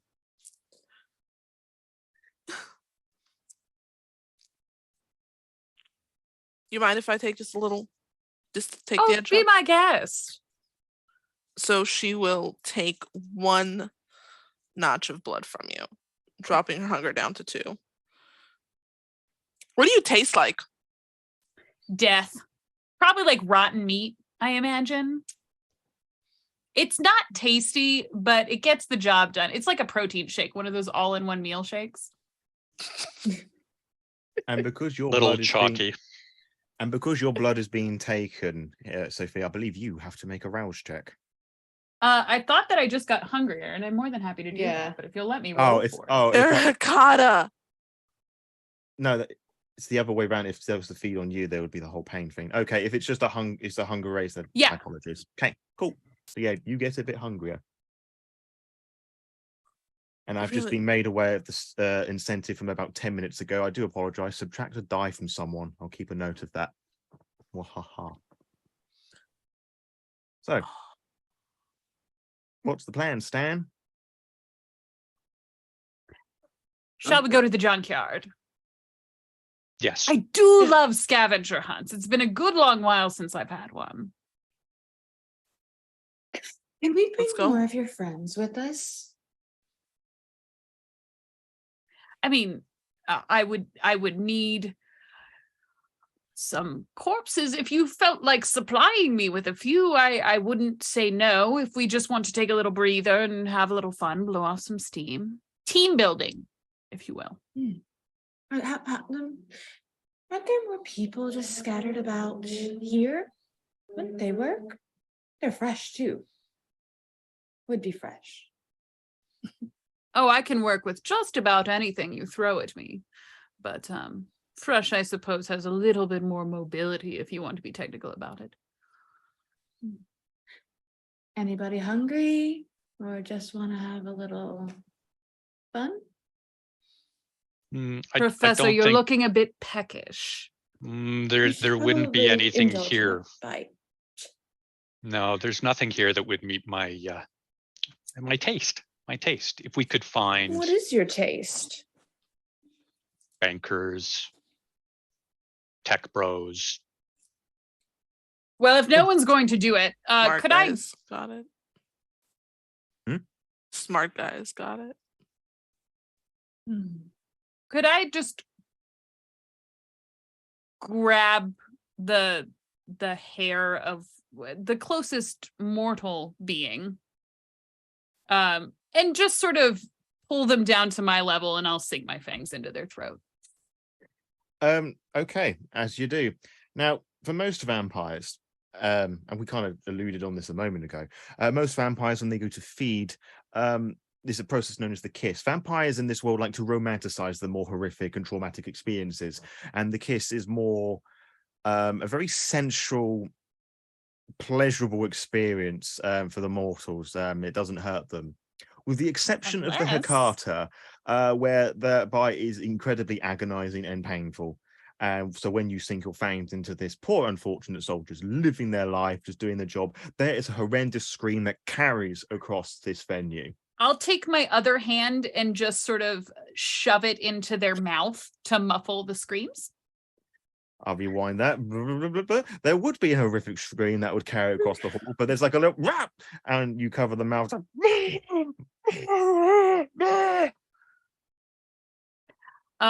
Priscilla is super intrigued by this. It takes probably about less than 5 minutes total for this whole sequence. Sophia drains the mortal completely, and without letting their body slip to the ground, she sort of pulls the hand out of their mouth, and it's clear that the skin's been broken in a few spots, and just like before, she'll sort of just lick a little bit of vitae off of it. Look at the face of the person for the very first time. What do I see, storyteller? Who is this person that I just murdered? It's a young woman, flowing auburn hair. It's I would just, in life, they probably would have been attractive. There's like a couple of tattoos on their forehead, but they're just all eyes, and the mouth is just a bit limp, to put it politely. And as you're sort of looking at this face, you have a slight vision of a vision of them moving out of their parents' house. That there's a big old snippets of an argument that she's not going to go to law school, that she's going to pursue a career in music, and she's going to meet that famous audio engineer who did like U2's latest thing, and then you're just back to these like lazy eyes that are just lazy, these dead eyes that are sort of they're staring at the ground, but it's not by choice. All choice has been removed from them. Darlings, I think she's going to be missed. This is fabulous. And then I'll just sort of like lick the side of her face. And again, I will give her the gift of false life. And once more, the body connects in kind of a weird jigsaw kind of fashion. Like things begin to twitch.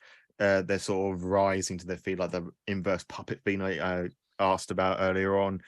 And then they were currently holding some cables, and they're still sort of looped around their wrists. It's sort of like, and their hands just sort of like drop, and it sort of like just plops on the floor. What would you like them to do? That was fascinating. I haven't seen that before. Well, the girl's got to find a way to entertain herself. Do you like juggling? I want them to be.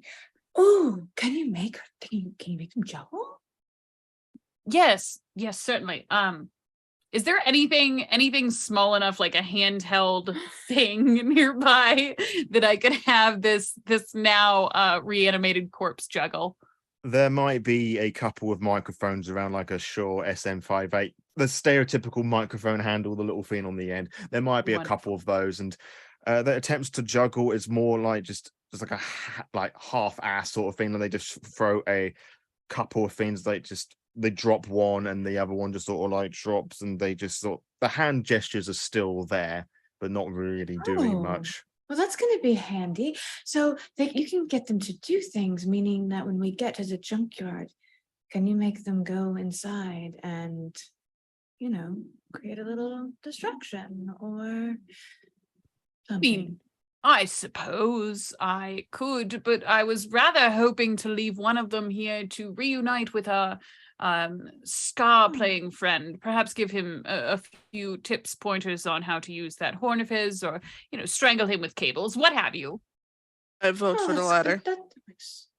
That works too. That's fine. All No right, problem. Audra, darling, you look like an Audra, so that's what I'm going to call you. Audra, you're going to wait until the show starts. Politely sit up front and absorb the whole show. You're going to make meaningful eye contact as much as you can with Adam. He's going to invite you backstage, and then you're going to kill him. Can you do that for me? The face is facing in your direction, but the eyes, they look a bit cross-eyed, and they're just there's a very slow nod. The hat they're sort of wearing begins to slump off a little bit.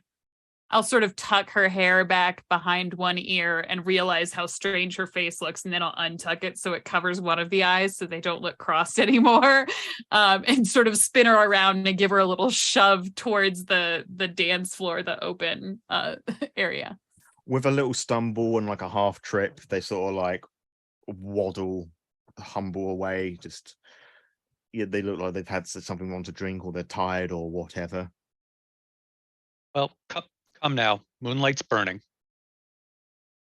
To the hearse-mobile.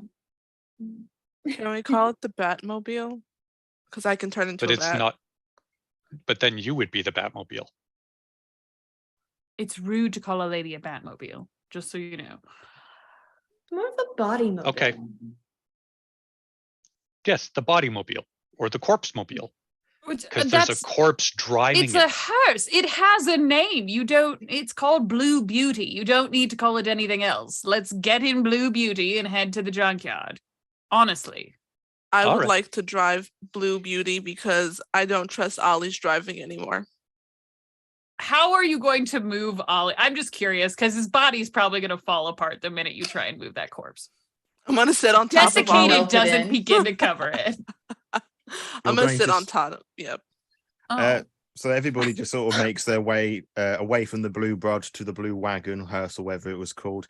And you do as you're going to say, Reverend, you open the door and you sort of attempt to sit on him. I say attempt to sit on him because his thighs become mush. And there's a very unpleasant and audible. I know that smell. Oh my God. You won't get that out for a week, dear. She doesn't pay any mind to it. It's like,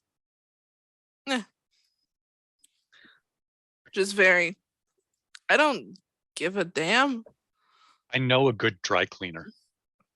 I roll around in mud on Sundays. It seems a mite more pleasant than corpse pudding, but I suppose to each his own. And what is mud but decades upon decades of all decomposing matter anyway? But without further ado, we move forward somewhere to the general north of the city, where we'll find the main jungle. It's a huge thing. It's like barricaded off of like with fences and things. Clearly people aren't supposed to be in there, and you're sort of driving there to as close as you can. There's a couple of vehicles nearby. There's a big old van somewhere. There's some couples and cars on a motorbike, and you feel that you're in the right place because there's some noise you can hear through the thing. And on the inside of the junkyard you can see smoke, large black smog, just sort of dissipating into the night sky, evidence that there is a fire of some description that's burning in the center. Like, that's not good. General fire, wood fire, tire fire. Oh, from the burning of tires. It's a very sick, toxic-y, chemically sort of smell. It's and you reckon it's been going for quite some time. Wow. Is anyone interested in doing the quiet, stealthy, sneaky approach, or shall we just proceed? And so we belong. I could have Mipsy go take a look first and then come back and tell me what's in there or what's going on there. I think that's a great plan. Well, Mickey doesn't know who we are either, so we can pose as all manner of followers or disciples, what have you. I know, darling, but we all have a part to play. I feel like my goddess would be really upset about this. This Can you is really turn just into a for- bat? Yeah. You want to see? Do you and You Mipsy could- race? You could fly in there and see if they got like uniforms or something on. Yeah. Okay. Adam did say that they were wearing robes. So I'm gonna say If they got uniforms, they gotta get one of those, man. that probably counts as a uniform. I am going to shapeshift into a bat Mm-hmm. and I'm going to go see what's going on over there. And I assume maybe Mipsy could be like on my back. Sure. So Sure. a bat is carrying a sugar glider, just for me and for the Sugar artists who are undoubtedly hearing this. Yes. I would Right. like to see fan art of this. I will draw this as soon as we get off here. The little sugar glider's kind of holding on. Holding on to the bird. Cool. So that requires a rouse check to Okay. metamorphosize, so to speak. I fail my hunger check. I get hungrier. So you are at Never feel hunger, like our lives are ridiculous. you're at hunger 4 now, correct? Hunger 3 because I took a bit from Sophia. Of course you did. Okay. Darn. So you soar into the night sky with this creature that's, I'm assuming, is either the same size or slightly bigger than you, but A you little know, smaller. it's a little smaller. Okay. And you're sort of flying over and above, trying to get away from the smog of the smoke or whatever that's coming from this big old fire. And how high up are you from it? Like a reasonable amount where I can get a good glimpse at everything, but I go undetected. I won't Was there a make rat you- on her back? She said it was something called a sugar glider, but I think she made it up. It's a furry creature. It doesn't really matter. Where'd it Sugar come does from? not glide. Indeed, it does Alright. not. And as you're sort of flying and scanning the area, you don't actually you see people like wearing different clothes and things. Like it looks like a more formal gathering, just everybody just like standing around a fire. You see on a mound slightly taller than where everybody else is standing, like on a different plane, I guess. There is one individual there that they're sort of wearing all black, and there is somebody next to them wearing a suit. Now, whilst that is going on, what's everyone else doing?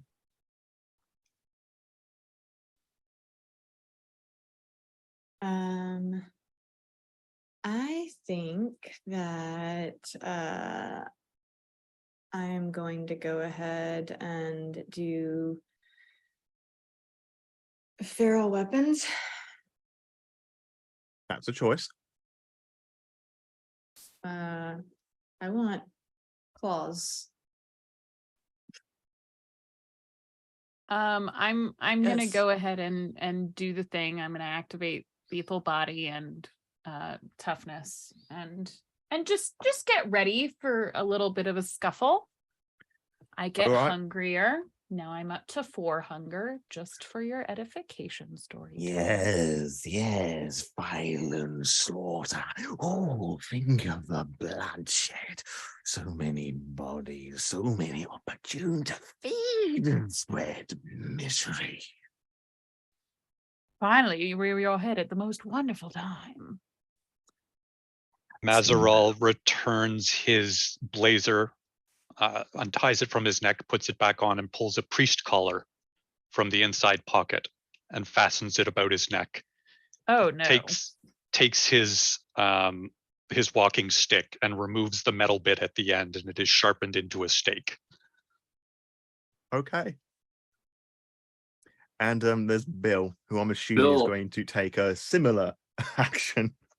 Well, Bill's kind of like he's still fascinated by watching Red turn into a bat.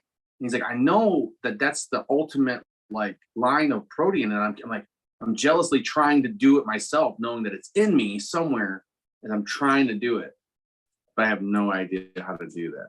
So. What does it look like when you're trying to turn into a bat? Just kind of, he just goes.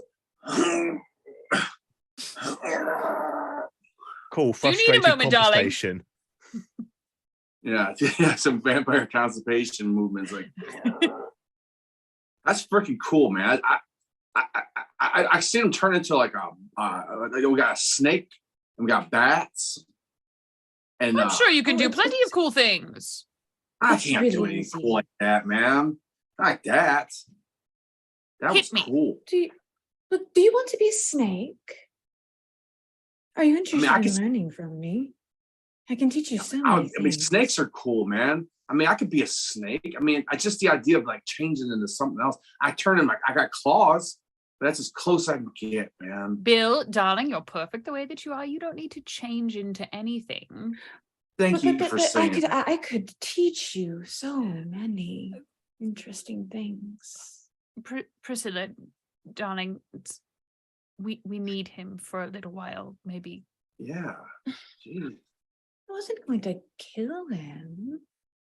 Oh, you guys are quick on the draw with the killing each other thing, man. They got steak boy over here. I wasn't going to kill you. I didn't say kill me. I said hit me. Oh. I was going to play with you, and you would learn lots of things.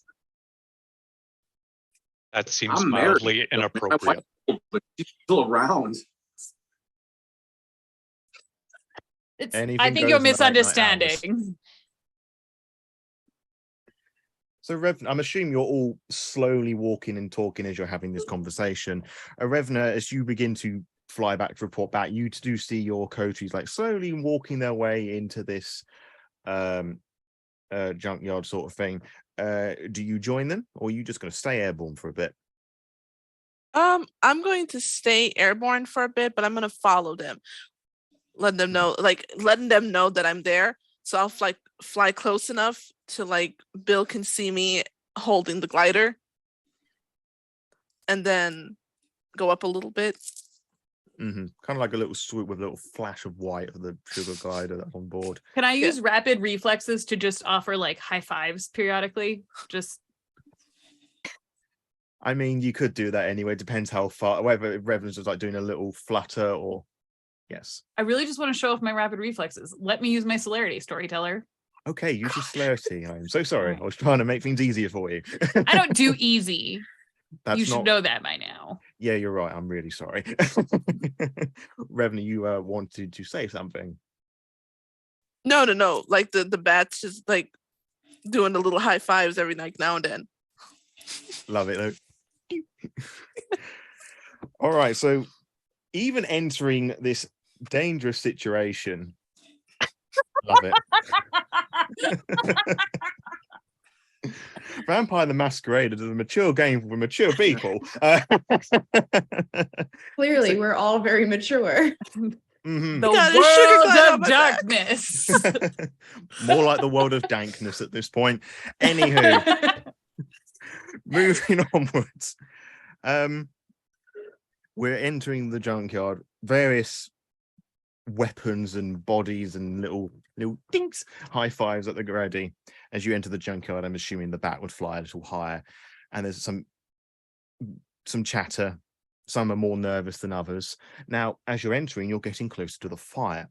So I require everybody to make a frenzy check for me, and in order to do that, you roll your unspent willpower. And I'm looking for a difficulty of 3. So 3 successes. Remind me, where is willpower at? Priscilla is not getting close to that fire. Mm-hmm. So I'd imagine you'd be like at the entrance, so it's like 1. Oh dear. Okay, there it is. It's fine. I'm sure it's fine. I'm not worried. It's okay. I'm sure it's this. We've got 2 1s, a 3. It's gonna be hunger dice, correct? Willpower. Willpower. No, so it's no not hunger. Okay. No hunger die. Thank you. Yeah, unspent willpower. Exactly 3. So, Maz Can I and spend a willpower and then re-roll 3 of them and I only have 5? I'm afraid not. Okay. So Priscilla, I would say that distance-wise, you probably like stopped at the door, which is like as far as you will physically move yourself forward. So you could still hear things if you were just a cock you, as it were. Revna, I would imagine that you're like flying a distance away, just keeping a distance, as it were, but just making sure you can still see things that are going on. Maz, likewise, you're able to really get, I guess, up to the action, as it were, or as close as you wanted to what was going on. And then there's Sophia and Bill. Your beasts, vampires, have this aversion to fire, an ancient red fear. Roshrek, as I believe the pronunciation is, fear of the red fear of fire. And as you get closer, your beasts are yelling and screaming. You're just screaming, "Fire is bad! Leave! Flee!" And it's just screaming and roaring. And the two of you just turn around and just book it. If you were able to jump over the fences with your supernatural potence, if you have it, you're over the walls. You probably like pushed and shoved people out of the way and just running as far as you can. So back to the blue hearse thingy. I'm sorry, the blue diva, whatever it is called. And we'll allow you to compose yourselves in a moment as we go to the scene where our bat, sugar glider, and doctor with forms and things in hand. You hear obviously with the screaming that's going on, so there's a bit of a pause. And this individual that's standing on this big mound of rubbish is wearing the description that you're given by Adam, wearing these black robes, hoods. As you're seeing that other people they're looking fairly normal, that they're listening with intent. And the person on the mound and somebody that's next to them is wearing a suit, but the one that's wearing like these black robes is just saying, "Look around you, my siblings of Cain. Each and every one of you stand before the infernos we habitually fear. Do you not see that this is the way to become as one, to share a communal bond? We fight as one. We think as one. What is stopping us to feel as one? We are limiting ourselves. You are limiting in yourselves. We have come so far, my beautiful Cainites, pushing the Camarilla off our land." What is Revna and Priscilla, because you can hear this shouting is carrying across the length of the junkyard. What does Priscilla, Maz, and Revna think about all of this? I think this is absolutely preposterous because as she's listening to this, she is a devout follower of Lilith, and she is hearing like basically Cain's the better god, Cain's the better god, and it is really just started to get under her little bat skin right now. I have made a mental note. Priscilla, I'm imagining that you would have similar thoughts given your... She is not stoked about this. She's quite irritated and really has this deep urge, like this deep feeling to rip the tongue out at the moment. Like just take it out. It's bullshit. It's lying. There is spouting like garbage. So it just needs to just come out at this point. Fair enough. And then there's Maz.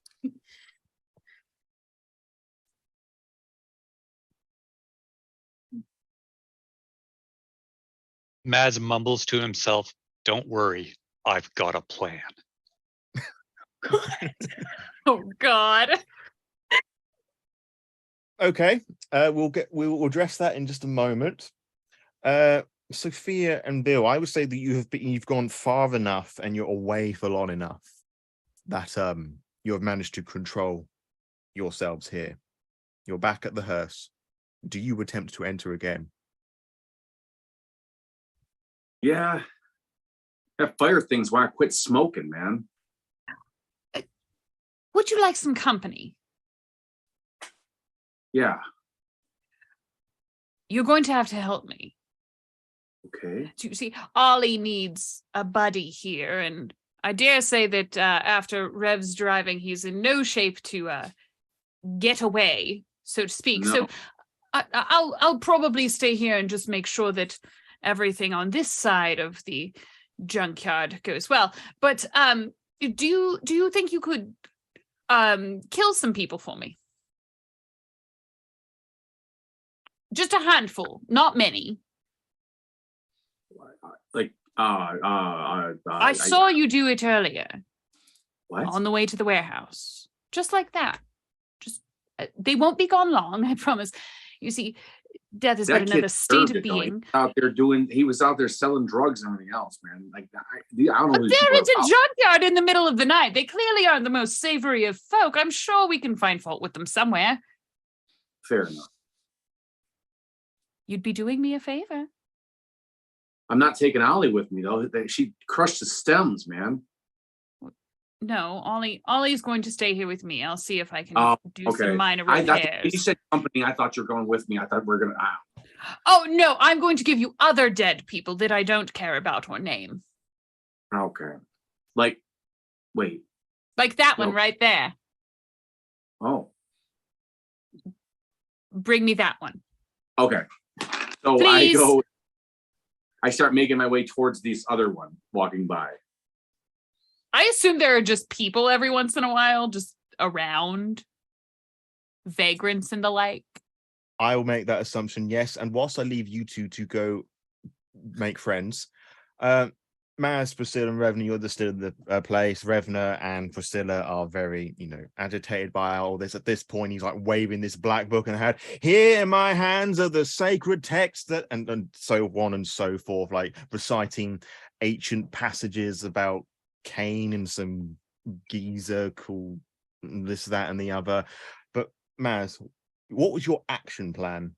I'm dying to know. So Maz takes a deep breath, steps forward so that he's sort of directly in front of this garbage pile, points his cane up at Mickey, and at the top of his lungs shouts, "Blasphemer!" At once, there's just a larger... If it was just a few years earlier, there might have been a feint here and there, but it's like there's a gust and muttering. It's like, who are you to call a blasphemer? I What? am Cain. Why didn't I see that coming? Can you roll for me?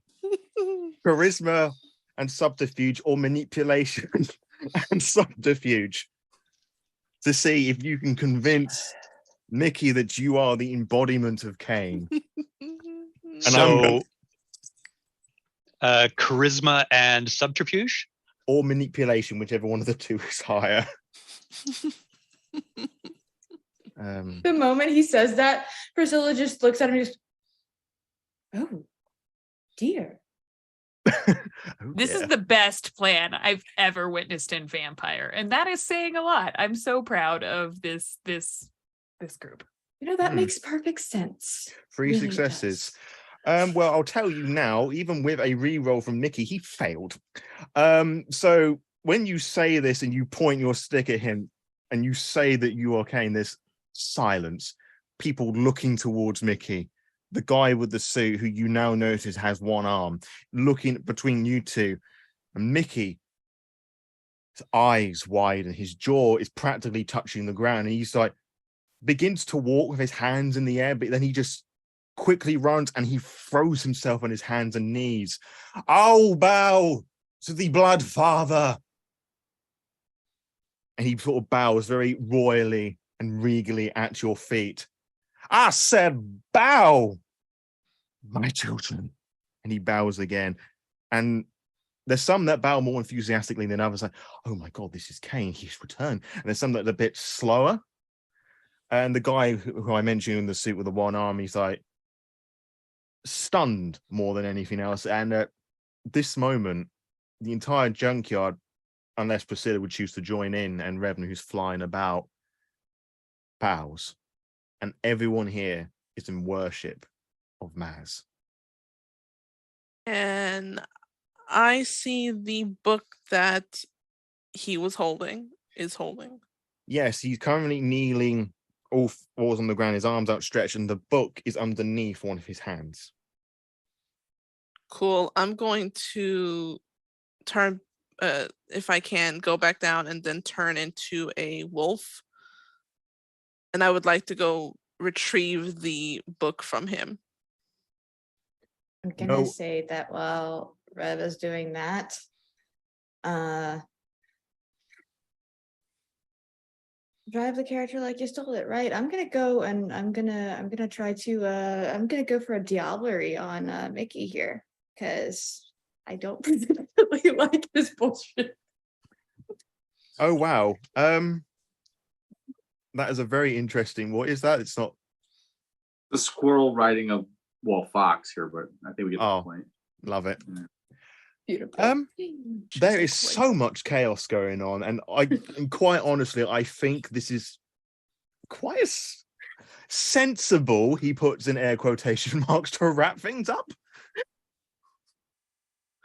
We would like to know, storyteller, does the ministry character diablerize this Mickey? Tell me, Priscilla, one last time, odds and evens. Odds.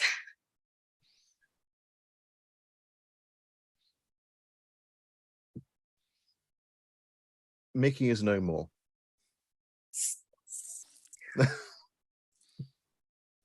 Can we get some flavor? I want to hear how this happens. I need it in my veins. Take the floor is yours, Priscilla. How would you go about doing this? There's usually a larger role in place, but I think with everything that's going on, what does Priscilla do? Essentially, what she would do is she would just be slowly, and you could just see this like rage kind of seething off of her, like she's dead staring him. And I feel like how it would happen is as Rev is going for the book and he's slightly distracted in that, she's going to grab him with the claws that she has and tear into his throat and just go for it. Beautiful. Horrific, but beautiful. Mm-hmm. Sorry, go on. No, go. I'm sorry. I was just going to say, with everybody that's just worshipping Cain, there isn't really, they probably think that this is part of the ritual, like it's a sacrifice, like replacing the prophet, as it were, a new head of whatever's going on here, because you haven't found that out yet. That's fine, don't matter. Revna, what were you wanting to add to this beautiful display? As she gets the book, watches what happens, there's a slight disappointment of, oh, I really wanted to kill someone today. Maybe next time. She gets the book, shapes back into herself, and then gives the book to Priscilla. Or no, gives the book to Cain. Quotation marks. You know, if he was really the real Cain, I would have to. It's not good, but here you go. And she says it's like this in his ear. Immediately flip the book open and start just paging through and randomly ripping out pages. Garbage, trash. All right, let's start Gehenna. I would say at this moment, if Bill was wanting to enter, like looking for people that you walk in, maybe with Sophia in tow, you just, all right, with just Bill, then you would just see Maz has taken over the cult. Oh, Bill has a bunch of undeads with him. Yeah. I'll let you decide how many, but he has a posse this time. Yeah. Bill has a posse. Yeah, I walk in with 3 homeless guys that we found on the street. I'm like, I didn't need these guys. But they're doing whatever you want. So like they could be carrying you in if you wanted. Just like just hanging out. Okay. Oh. I mean, how does one comprehend just walking into a new coach and just saying, let's start Gehenna then? Yeah.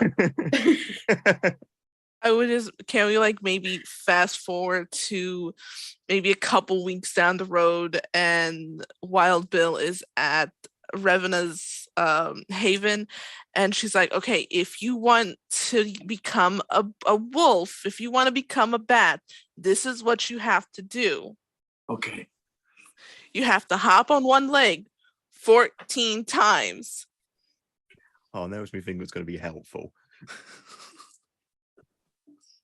And just because I'm curious, a couple of weeks down the line when all of this has happened, what is the other three up to in this estranged epilogue? Well, Sophia would have taken this "you can have anything you want" to mean that she could have every corpse that surfaced within Sally's, land. In addition to having a football team, there's probably now like an actual like a soccer team and some tennis pros. Really, really, Sophia is trying to break into the sports industry because she knows it's big money, little effort. So she has all these teams she owns now, and she's trying to sort of set herself up for success, so to speak. Oh, that. and of course, she is mercilessly pursuing friendship with Priscilla. That's perfect, because Priscilla's anything that you want is a fucking city. And there was We our can one do that. F-bomb. I think you'll find I had one earlier on, so. It's And okay. I have to ask, Maz, or Kane, should I say, with a cult of devoted followers, with on your character sheet status 10, what do you do? Well, Mazaral loves to teach, and all he wanted from this was a school. And now he not only has a school, but as many students as he could possibly desire. I picture like a sidelong conversation with the rest of us who kind of know what happened. Like, do you think we should tell them? No. Should we say something before this gets out of hand? Nah. Does he think he's actually Kane? He's a Malkavian. He could think whatever he wants. Well, that's my concern, really. You know what? His charisma classes have been helping me wonderfully, so he can do whatever he wants.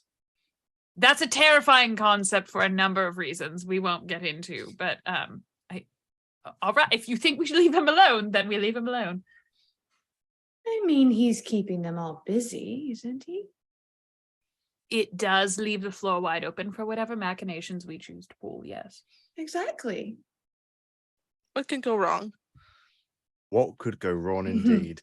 Jihad just plays out as usual. Gehenna may or may not happen, and who knows what form it will take.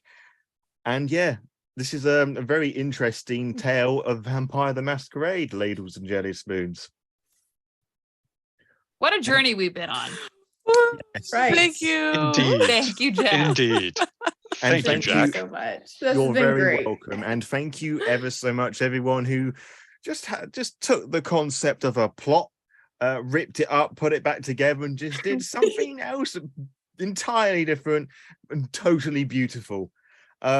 Yes, it's been an absolute pleasure to, I guess, oversee things. I guess. Yeah. Cat wrangling. Exactly. Welcome to your first Jasper's game. Yes, Right. it's been an experience, and one I am not going to forget anytime soon.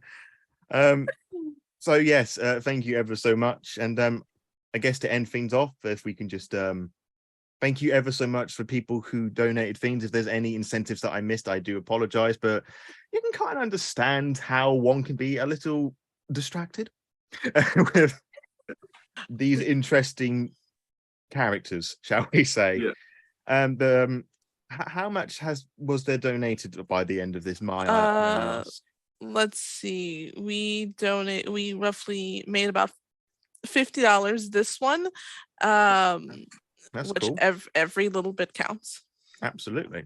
That doesn't mean that you guys have to stop donating too. Absolutely. I mean, Of course like if not. we were to have Right. donations Absolutely. coming in now, we would just know that you appreciated the fact that we found Kane. We found Kane. I Right found here. me. Wow, family, what a discovery. Under our nose the whole time. Wasn't a taxi driver in LA, but a teacher in somewhere in the UK.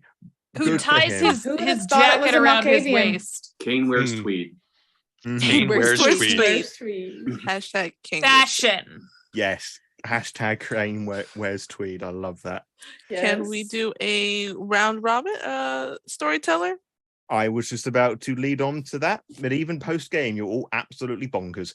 So let's start off with you, Reverend. This time, let's go the other way around. Let's see. With all kindness, may I go right before you? May I give it to somebody else? Go for it. I'm gonna drop it over to Kane because God, it Yeah. was amazing. Hey, Allfather, what you up to? What's happening? Little bit of this, little bit of that. Our gods don't like each other, but you're cool and all. That's okay. I don't know if I'm Kane yet. I might be Kane. Could be Kane. Maybe not Kane. But I am going to hop onto Twitter right after this and see if Kane wears tweed is available as a username, and I may make that my Yes. new username. Please do Beautiful. that. Instant follow from me. Yes. Same. I'll pick it up where he dropped off. Yes. So I'm Diana DiMicco. You can find me on Twitter at DiMicco Diana. I know I'm throwing everybody for a loop reversing my names like that. Right now, I don't have a ton of things in the works. I have a show coming up to serve her wintry hunger over on Girls Run These Worlds. In addition, you'll see some things returning next week. We might go back to not next week, next year, January. We might be going back to Miami for an extension of not only season 3 of The Nightlife, but also season 2 of our Hunter campaign. So we're going to be revisiting those stories and diving back into my favorite location to put Kindred on the map. Also, I have 2 self-published RPGs that are going to be coming out next year, in addition to one that's with another publisher that I don't think I'm allowed to announce yet. But keep an eye on my Twitter. That's where I'll announce all this stuff. And happy rolling, guys. I'm going to kick it over to Sam. Hey, it's me. Hey everybody. I'm Samantha McLarty, and my social media handle is just S McLarty. This was pretty much all I got for the rest of this year. We're going to be looking into doing some more stuff for maybe another round of Hunter, a few other games in the works next year. You'll just have to check out my social media, follow, and see what's going on then. Yeah, I do things and stuff, lots of things and stuff. And I have had a blast playing with this insane cast here. Apologies for the final, for the one F-bomb. Just, yeah, but I missed that completely. Nonetheless, yeah, that's me. I don't know. I'm really bad at this. I've already mentioned that once. So I'm going to let somebody Make else sure you go now. check I out love you guys. Vancouver by Night, because they just had their finale not too long ago, and Sam is incredible in it. In fact, you were nominated for a few awards for your performance in that show. Right. So I think you need to toot your own horn and talk about the cool thing that you did.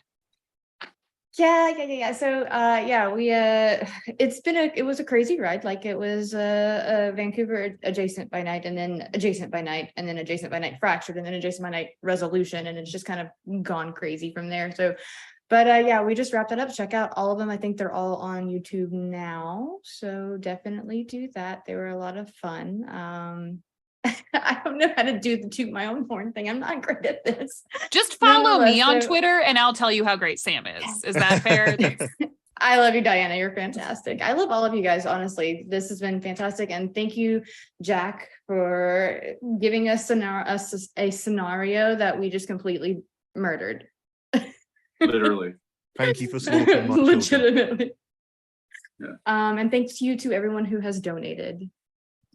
I'm going to throw it to Wild Bill. Hi, I'm Kevin. You can follow me on Instagram at Kevin J. Lytle. It's Lytle, and on Facebook and Twitter and Hive and TikTok even. And you can follow my illustrations of my Panic in Detroit werewolf, like a post-apocalyptic game. I say that in a funny way, but so you see all my drawings there. You can buy my stickers that I sell on there as well, which are inspired Guys, he by made a wraith design. yeah. I'm checking You these follow out my in the break. characters, my stickers that I follow, inspired by the world darkness. And you can also see all my stuff on imprint. So it's a lot of art stuff. I will be playing in the Giovanni Last Supper LARP in London this February. So I'll be able to put some pictures of that coming up here soon. That's pretty cool. And other, just illustrations, tattoos. And I haven't been doing stand-up comedy. So that's it. I will take it from there, and then I will shoot it down to you, Jack. First and foremost, thank you so much, Jack, for running this. You have been a phenomenal storyteller, and we appreciate you so much here at the Bards Playhouse. Thank you so much to the players for donating their time. Thank you for the players that donated to be here. Thank you for helping us support the amazing cause that is Jasper's Game Day. They are working very hard to break the stigma around mental health and raise awareness and work to prevent suicide in adolescents and suicide in general.